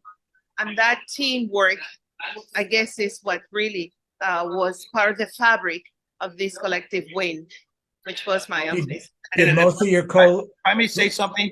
Yeah. Sure. Gloria is what our city looks like. This is half our population is Hispanic, and we have somebody that actually looks like the citizens that you ran for and represents. That's so true. That's a big deal. Representation is important. I want to ask you a question, Gloria. So you've obviously run for mayor and for state auditor. So those campaigns generated some name recognition for you. Do you think that helped in your current campaign? Did people say, oh yeah, I remember you ran for mayor? Definitely, it does. And I would motivate anybody to keep running, state office or local office, whatever. Keep running because people need to hear your name more, and see what you're doing. What else? What's your next project is? What's your research project? What is it that is? Once you are out there, when you're out there, it's sort of like it's a drive. At least for me, it was just a drive to keep going. It didn't matter that I lost the first run. It didn't matter that I lost the second run. What did matter was how much I learned, while I was running. How much I appreciated people who supported me, even if it were 100 people. And then the second time, even if it was 63, 65,000 people, I really, really believe that people trusted in my message. and that gave me, strength to keep moving, forward. If this office didn't work out, I want to keep the same message running for another office, which I think that all of them intersect if we really want to do a social justice, approach or methodology to solving the problems in our communities and society at large. You see, even though I didn't have any experience running for state auditor, I did know that that office could be, that I could bring more nuance into that office. I knew that with my experience of being a professor and a researcher and someone who is a community organizer, someone who sits in numerous board of directors, I could bring a lot into this, to that position. And also because I am Cuban, because my country has lived over 60 years under, embargo, and we know that we could do a lot with so less resources. And we know that we need to ask the people, how are these offices doing? Are you being served?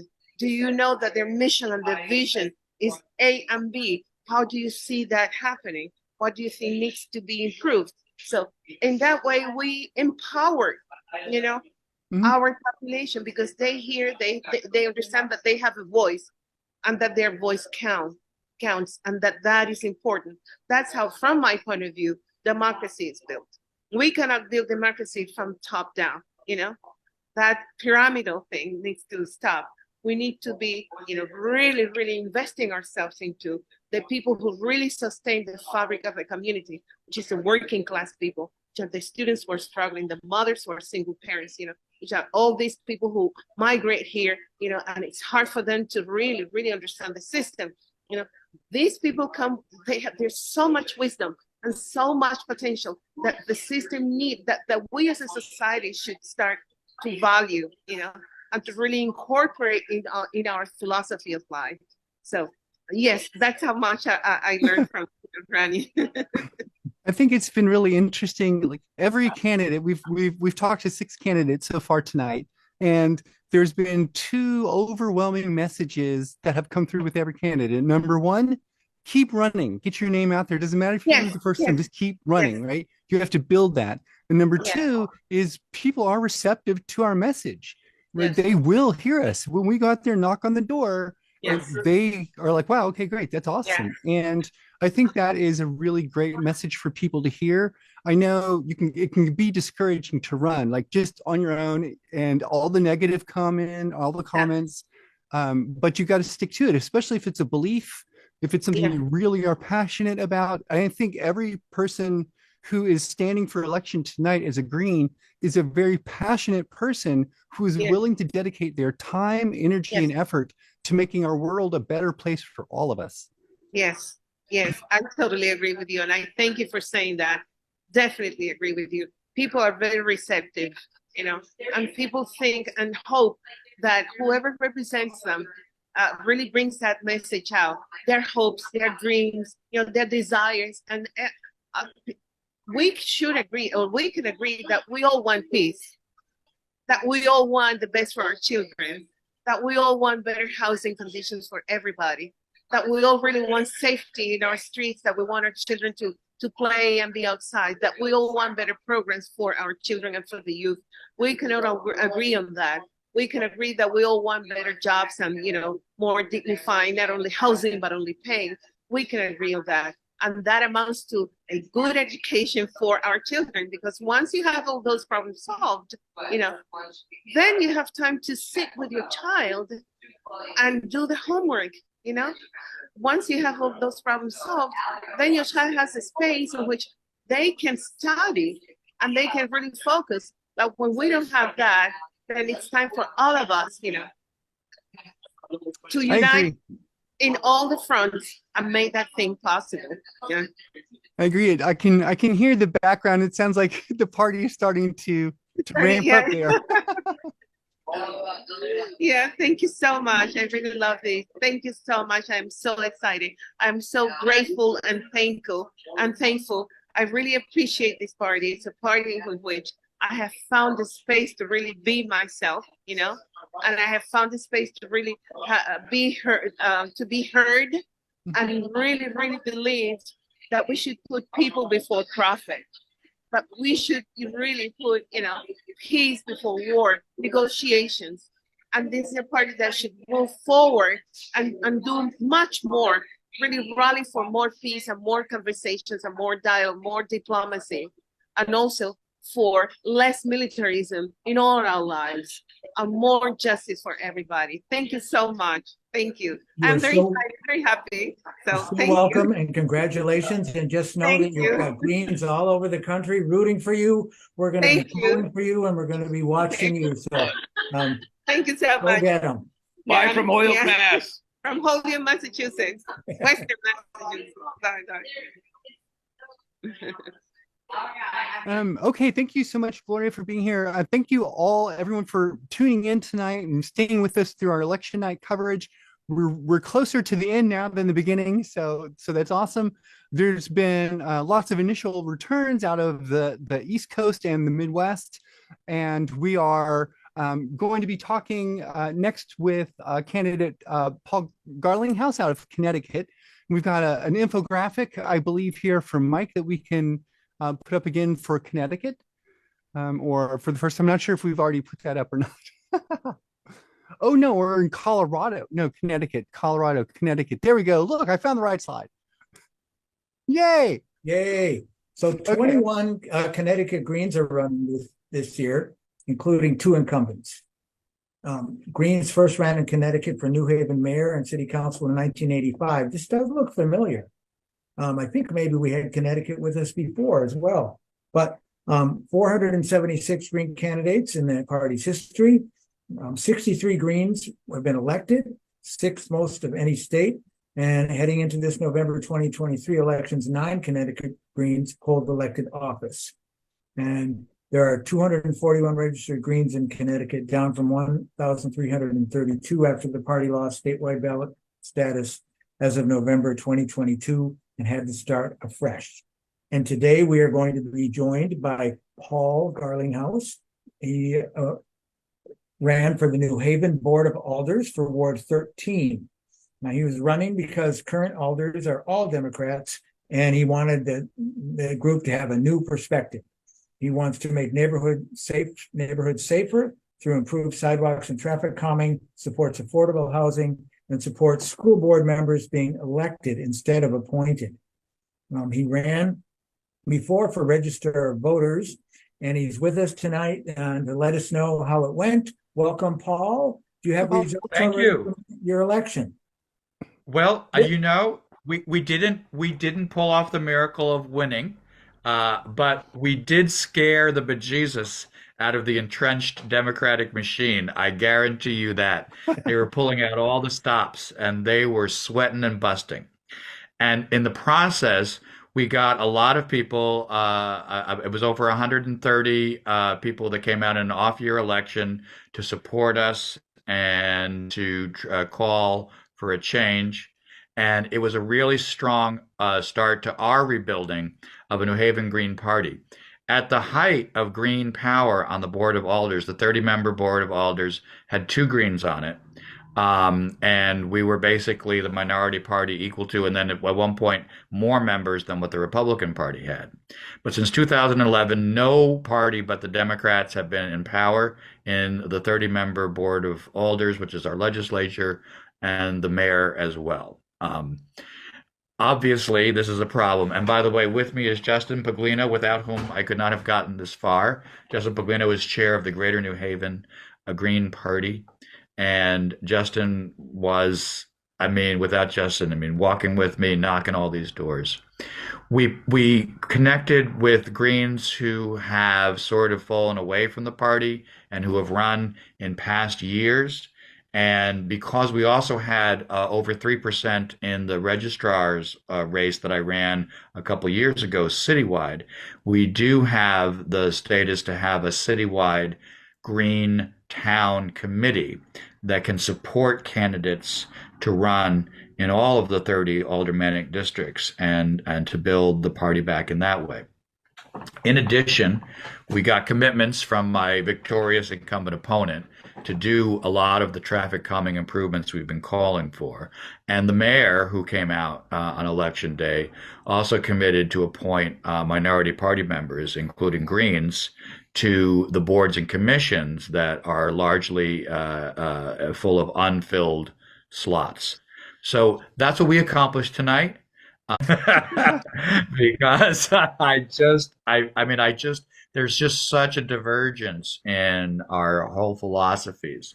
And of course, if I had filled up that line with my name, it would have been a lot easier to unseat the Democrat. But I'm a Green. I'm a Green for a reason. We're a party that stands for something other than just grabbing power. And we're a party that stands for our core values. And I'll always stand for that. And I'm not going to sacrifice that for any sort of notion of political expedience. And that's just how I live. Okay. Excellent. So I'm very proud. Yeah. Thank you, Paul. Could you explain what a board of alders is? We don't have those in my state. Is that like a I city know. Well, council? this is New England. It's what you might call a city council in other less ancient parts of the United States. And so the alders are the legislators. And like some places that you'll be familiar with, these are geographic districts, wards, that geographically divide up the city into these sort of neighborhood-sized chunks. We have not even 2,000 registered voters in my ward. So I was able to knock on the doors of at least half those folks during the actual course of the campaign and really make a lot of connections. And we had good support. We had a lot of dissatisfaction with the current alder. And we also got her to come out last night and do a candidate forum and answer questions about the issues that the constituents were asking about, something she was extraordinarily reluctant to do. And we forced her to do it. And I feel like we really landed ourselves forward. Party running the entire government all the time. That's just not democracy, and it is not going to represent the people of your community. And it disenfranchises huge amounts of our voters, not just the Republicans, but or the registered Greens, all the registered unaffiliated voters of every stripe, whether it's socialist or any other sort of party you can imagine, independent. They're all disenfranchised by that, and they have no representation. And there's no one to say, listen, I have a different perspective. I'm not beholden to your power structure and your committee and your ward. And, the comparisons with totalitarian systems are quite obvious. I don't have to really draw that line. But they sort of feel like, yay, we're Democrats and we're winning and that's great and we're saving the world. So, it's a struggle, but honestly, we really got a lot of folks, a lot of support, a lot of people who feel disenfranchised by the system to come out and come together. And we're going to continue to grow our power in small and large ways as we go to this next year and the next year and the next year. Well, I really appreciate what you're saying. I'm Cam Gordon. It's good to see you. I'm glad that you're here. And I'm from Minneapolis, and we are very much a one-party town of Democrats. And so when we've had Greens on the council, it's been a breakthrough. And there aren't any Republicans on the council and haven't been for a decade or so. But I was intrigued by one thing. This is kind of minutia probably, but you mentioned that now you could create a green town committee. Is that something that government sanctions, and are there resources involved? Could you explain a little more? Absolutely. So what it is the Democratic Town Committee has nominates candidates for citywide and aldermanic races. Okay, and those candidates almost always win unopposed. In 20 of the districts, even this year, they were unopposed. All right. And then the Republicans, put up their person, like they put up a person who never campaigned one day during this entire cycle, but got 80 votes or 50 votes or something.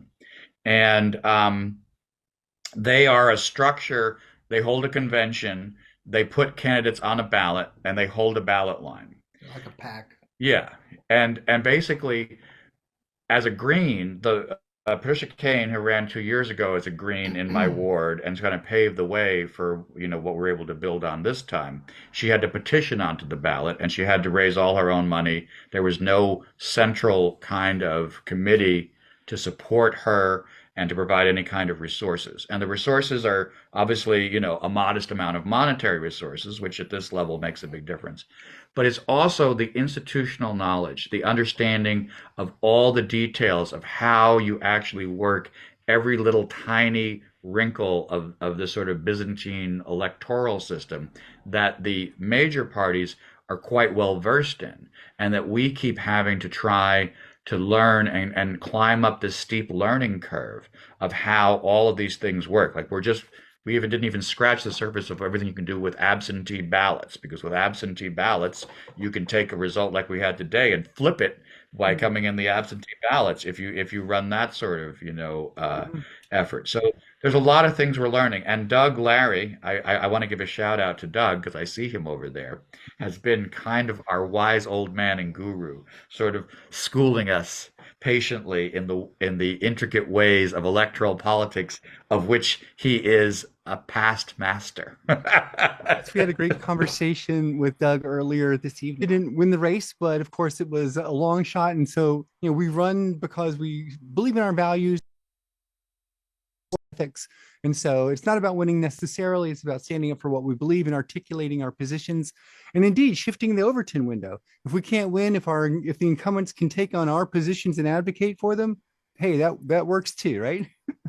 Oh, they were doing that big time. They were grabbing our traffic calming issues right out of my mouth today, and I'm like, okay, thank you for committing to do that. We'll hold you to it. And thank you so much tonight. So we're at the close of our show. We've got our last remaining candidate to talk tonight from Colorado, and Cam, I think this one is for you to intro. No, wait, this one is for me to intro. Yes, okay. Here we go. Okay, so I'm going to read this graphic to you on the screen because I like reading things on screens to people. So we have one Colorado Green running in our November 7th elections. Greens first ran in Colorado in 1994 for governor and lieutenant governor to gain minor party status. There have been 112 Green candidates in their state party history, and that's the 16th most of any state. 31 Greens have been elected in their state party history, and that's the 13th most of any of our state parties. Heading into our November 2023 elections, 2 Colorado Greens hold elected office, and there are 10,234 registered Greens in Colorado, which is the 5th most of any state. And tonight we're joined by Tim Barnes, who is running for re-election to the Lafayette City Council. Tim has been a Boulder County resident for 32 years, served in the U.S. Navy, and currently works as a science education specialist and coordinator. Tim helped coordinate the city all the way through the COVID crisis so far, and like many of us, was deeply affected by the deaths of George Floyd and Breonna Taylor in 2020. The city council priorities that have moved the city forward since that time include affordable housing and attainable housing, community building, and climate action plans. And Tim has been endorsed by the Lafayette mayor and other city councilors. So I want to thank you tonight, Tim, for joining us. I know it's a busy night on election night for all candidates. So welcome. Thank you very much. Thank you so much. Can you hear me well enough? Absolutely. Yeah, I am really, really excited to be here. I was alerted to the number of Greens in Colorado and specifically Lafayette. I was like, this is amazing. My concern about climate change and what it's going to do took me to the Green Party long ago, and I thought I was running on my own. But it's nice to see that the Green Party is alive and well, and that we can get some common sense behind how we show up on this planet. Absolutely. Tim, I want to ask you several questions because obviously you're in the city council right now, so you're running for re-election. What's the race like? Who are you against? Republicans, Democrats? What's the? It's mostly progressive Democrats here in Lafayette, and it's interesting. We are right next to a very conservative county, Weld County. We're in Boulder County, which is very much a Democratic county. But the town right next to us, Erie, Colorado, is split between Boulder County and Weld County. So there's a very conservative population not far away, and Lafayette has quite a mixture. So our council has been progressive Democrats for a long time. I think I'm the only Green on the council, and that's fine. I'll work with anybody in order to do the right thing. So did you have other candidates running against you, or? Yes. There are actually 7 people running for the 5 seats that are available. And I'm running. The mayor and I, both of our terms have run out. The election results, actually, I can take you down there and have a look. Okay. And that local, very unique establishment called Bounce Empire. Sorry, I'm giving everybody a little No, maybe fine. a fit, but maybe you can see it says Bounce Empire. Yeah, do a couple of double backwards flips for us, will you? Okay, definitely. Let's see, somebody's calling in. Not now.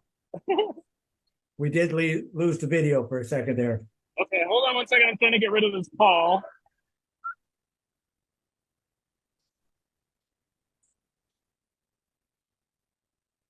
We did get rid of the call, but I think we also got rid of Tim. So Tim might have to come back for that. So that said, like, as we're waiting for Tim to reconnect, so 5, that's a situation, right? So 7 people running for 5 seats. I think that's a very interesting dynamic, because I believe that in those situations, incumbents are going to have a lot of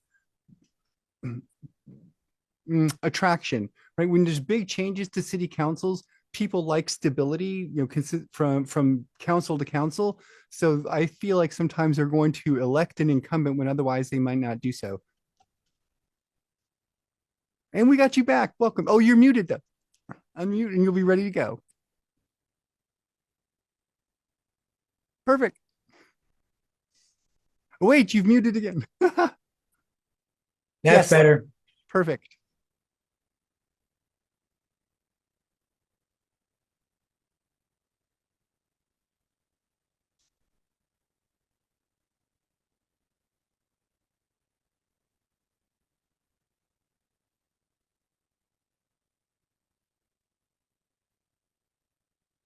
Oriented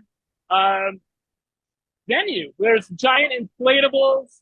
We've invited, the mayor and I invited all of our friends here, and the owners invited in people so we can build community. And the children are jumping on inflatables. The rest of the adults are in the movie theater watching things happen in there. And the reason I was going to go down there is that the results are in, and right now I've got 2,400 votes. The mayor and I are incumbents, and he's got like 2,900 votes. So both of us are ahead right now in the election against all the other 5 candidates.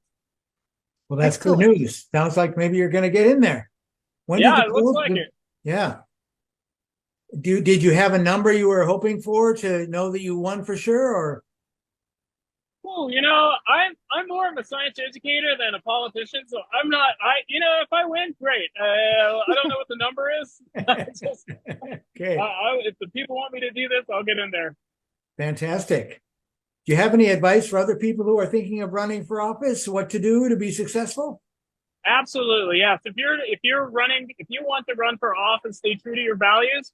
Be entirely open and understand that everybody is going to be, they are where they are, but assure them that you are doing your best to represent them and the other people around you, and that, we're all in this together. But at some point, we've got to make some hard decisions, and those hard decisions are going to pay off for everyone. So, just be adults. Yeah, you can't overestimate the involvement. The community involvement is really important. Tim, I want to ask you, do you think that your earlier run had any impact on your current runs right now? Do people really were happy with your policies and they're like, oh, this is great, and have talked to you about them and like, we love this and we're going to keep voting for you? Or do you think that it was a new campaign and election all the way around?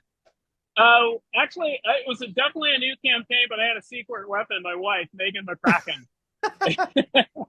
She is just a superstar and took over, helping me as a campaign manager. And a lot of the people who work here know the NCON lab where I work.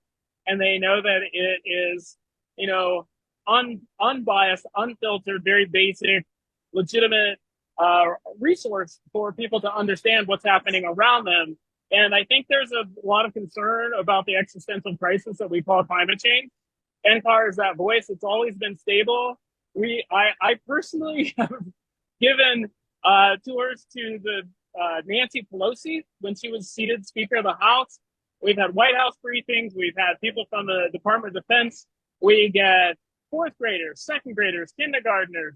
We get all the people around the world. So I think just knowing where I come from and knowing my family and my background, I feel that people didn't have any questions about where I stood.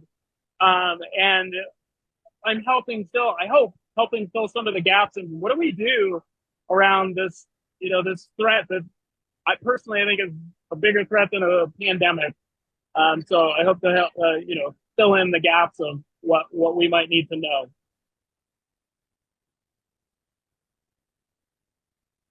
And that makes a lot of sense. I think that if you were able to attend our annual national meeting this year, Dr. Peter Kalma spoke to us about climate change and the urgent crisis we're facing. And I think that people are receptive to that, especially in areas that are climate fragile, like Colorado, here in Washington State, right? Subtle differences and changes make big changes where we live, and people are experiencing that.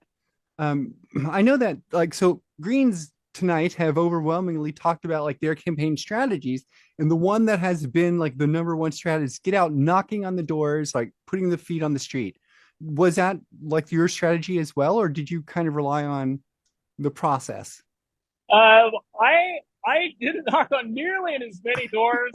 I can't compare to our mayor. He knows everyone in the city. We have 31,000 people. He in his first campaign, he knocked on every single door. So, I got a hard act to follow. I did knock on a lot of doors, but I also tried my best to go where people were. We have a special residence home for older adults. It's not a senior center, but it's a senior living center. So I went there, spoke with some of the seniors there. I try to speak with those. Mariano and his wife Stephanie run this incredible empanadas operation out of Lafayette. So I chatted with them. And I think reaching local champions, people who are culture brokers and the local leaders, those are the people that I also wanted to connect with and ask them what are the things that they need. Of course, the whole nation has issues with people who are unhoused. So do we. But we have infrastructure issues. We have housing challenges. And everybody's story is important.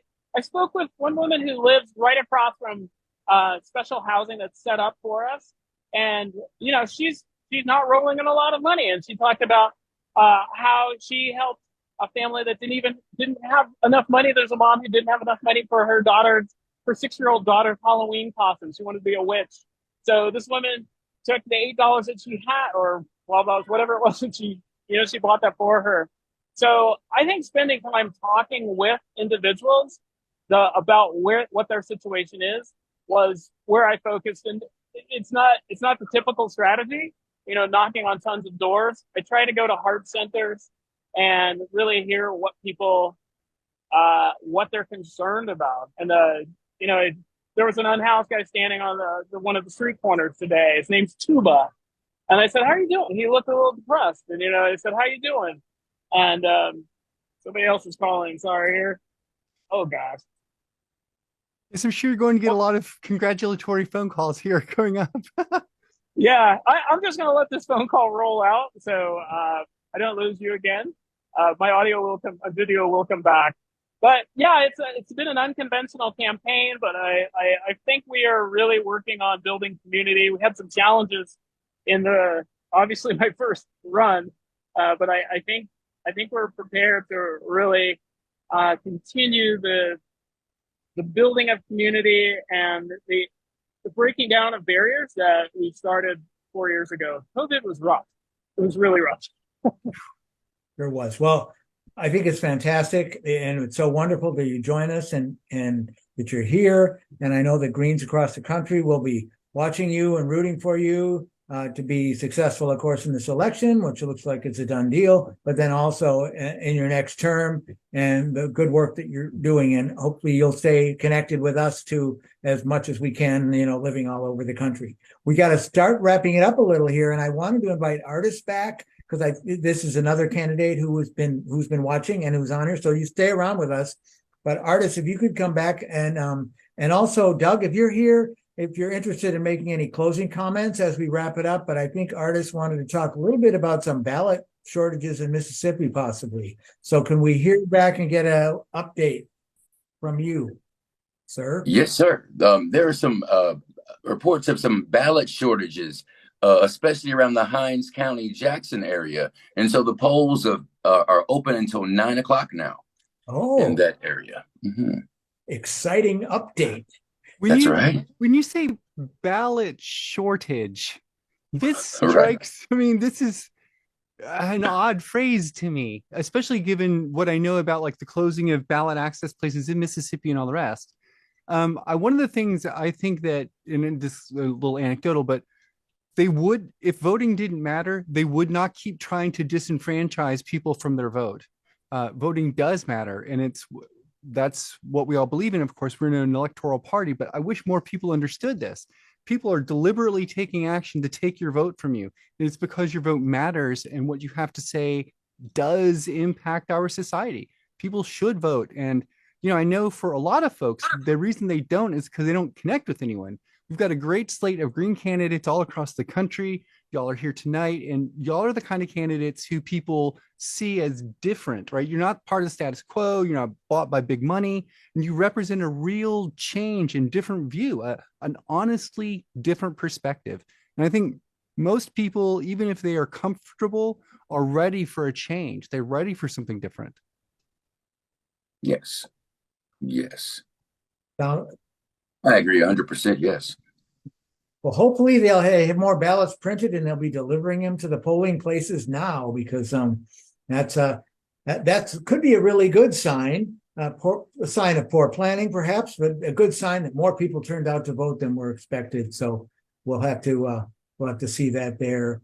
I think we're about ready to wrap it up here. I don't know if anybody has any other closing comments to make here, but I want to make sure to give a thank you and a shout out to Mike, but also to Starlene, the producer, and Craig and Ann, the other producer. I think Craig is the technical guy who's been working it so we can do this kind of programming. Mike, did you want to have last comments? Anything to add? Night results on gpelections.org. It is our national party elections database site. We will be continuing to update the results there and hopefully to continue to report more exciting results.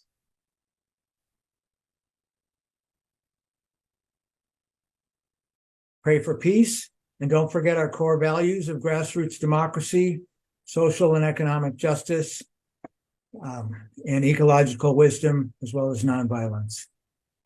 It's been Thank a wonderful you for the opportunity to be here. Yeah, this has been wonderful. I've been so pleased to meet so many candidates, have a chance to listen to you all, inspire me, hopefully inspire other potential Green Party candidates as well. It's hard, it's daunting, but knocking those doors and speaking the words, is the way to go. And I think that all of y'all are great representation of Green Party values in your different communities. And it's the kind of thing that, indeed, as you mentioned, Tim, we're a live and thriving party. We've got plenty of candidates everywhere, and it's important for these kind of moments for us to connect, feel that, understand we're building a grassroots movement all across the country. It isn't top down. As Mike was talking about earlier tonight at the start of the program, all these top down parties that started earlier, they're all gone, right? They don't exist anymore. We are a bottom up party, and we still exist because of that. And that's the way we build power. That's the way we change the nature of society. People always look at these big elections, but we all know that it's these smaller local municipal elections which make real change and real difference in our lives. And if there was any one magic wish I could have out of this meeting tonight, would be that more people realize that they don't have to be an expert. They just need to put their hand up and run for office, and they can change the world for the better. Doug, do you want to make a last comment? Very preliminary results in the town of Windham in Connecticut. And we have certainly won 6 of the seats in this town. A 7th may happen. It is in the complex moments. But one of the key tight races we have lost. And we will have to decide what to do with that excellent candidate in the days ahead. There are opportunities, of course, for some people to move aside and seek to have her appointed in their stead, or other solutions. But we've had 1 big loss and 6 adequate wins. Excellent, and congratulations. And it's too bad about the loss. But appreciate all the work that you do. Appreciate all the work that everybody is doing. I don't know, Artis, did you have one more comment? Your hand is up.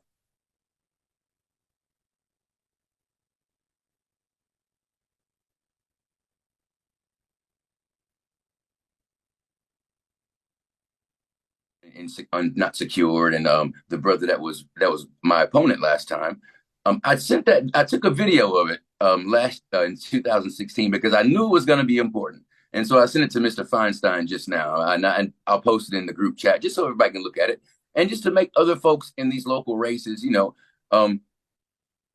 make sure we keep the system honest, make sure we hold people accountable. Sometimes we see things that happen and they may not be on the up and up, and sometimes a lot of us don't want to get involved in that conversation. But always speak truth to power, please, and hold people accountable. That's all I had to say. Thank you. I appreciate that. Appreciate the work that everybody does. I know as Greens, we're focused on the future, but what we're doing today is really critically important to that future. We are planting the seeds now so that there'll be that harvest, even if we're not here to partake of it, but that harvest for the future. So keep the work going. Stay connected to one another, and good luck to all of you. Best wishes. Absolutely echo what Cam just said. I was really lovely co-hosting tonight with you, Cam. I really appreciated it. Thank you, Craig, for getting all of the tech in the back end working properly and going great. Thank you so much, Starlene and Ann, for producing this, for finding the candidates and booking everything and getting it all done. I know it wasn't the easiest thing, but these things are so important and so meaningful for all of us. And I'm really just honored that I could be a part of it. Just kind of thrilled, actually. So thanks y'all for having me here. And I don't want to speak for anyone else, but I'm really appreciative of the effort that Mike put in, especially on the back end to get all the data, all the statistics, like how many people are here, like all that's really complicated stuff to find. And it takes, dedicated time and effort. And, we as a party are really indebted to Mike for that effort. And I appreciate it a lot, Mike. And I think that's my final closing remarks. I guess I would say this. In my role as several different chairs in the party, it's important for me to really be mindful of the message that we send to the country. And I think the message that I hope we send is one of passion, one of commitment, one of accountability, and one of strong moral and ethical standards. And I think those kind of things shine through all the time. We know we're building for the future. We are a young, small party. So it takes a certain mindset to know that you're going to run initially and lose, right? You've got to keep running. But we win, we overcome. And as we know, we're sitting at thousands of elected Greens over our time, right? We have a strong winning percentage when we run, especially at the local levels. It's close to 50%. 50%. That's an amazing statistic. Like if we had 10,000 Greens run, we'd have 5,000 Greens elected. Oh my gosh. So it's just the kind of thing that I wish I could build more excitement. And these kind of meetings with candidates who are energized and all across the country builds this excitement for me. And I hope it does the same thing for every other Green who watches this, who was here tonight, or may watch this whenever in the future. Hi, future people.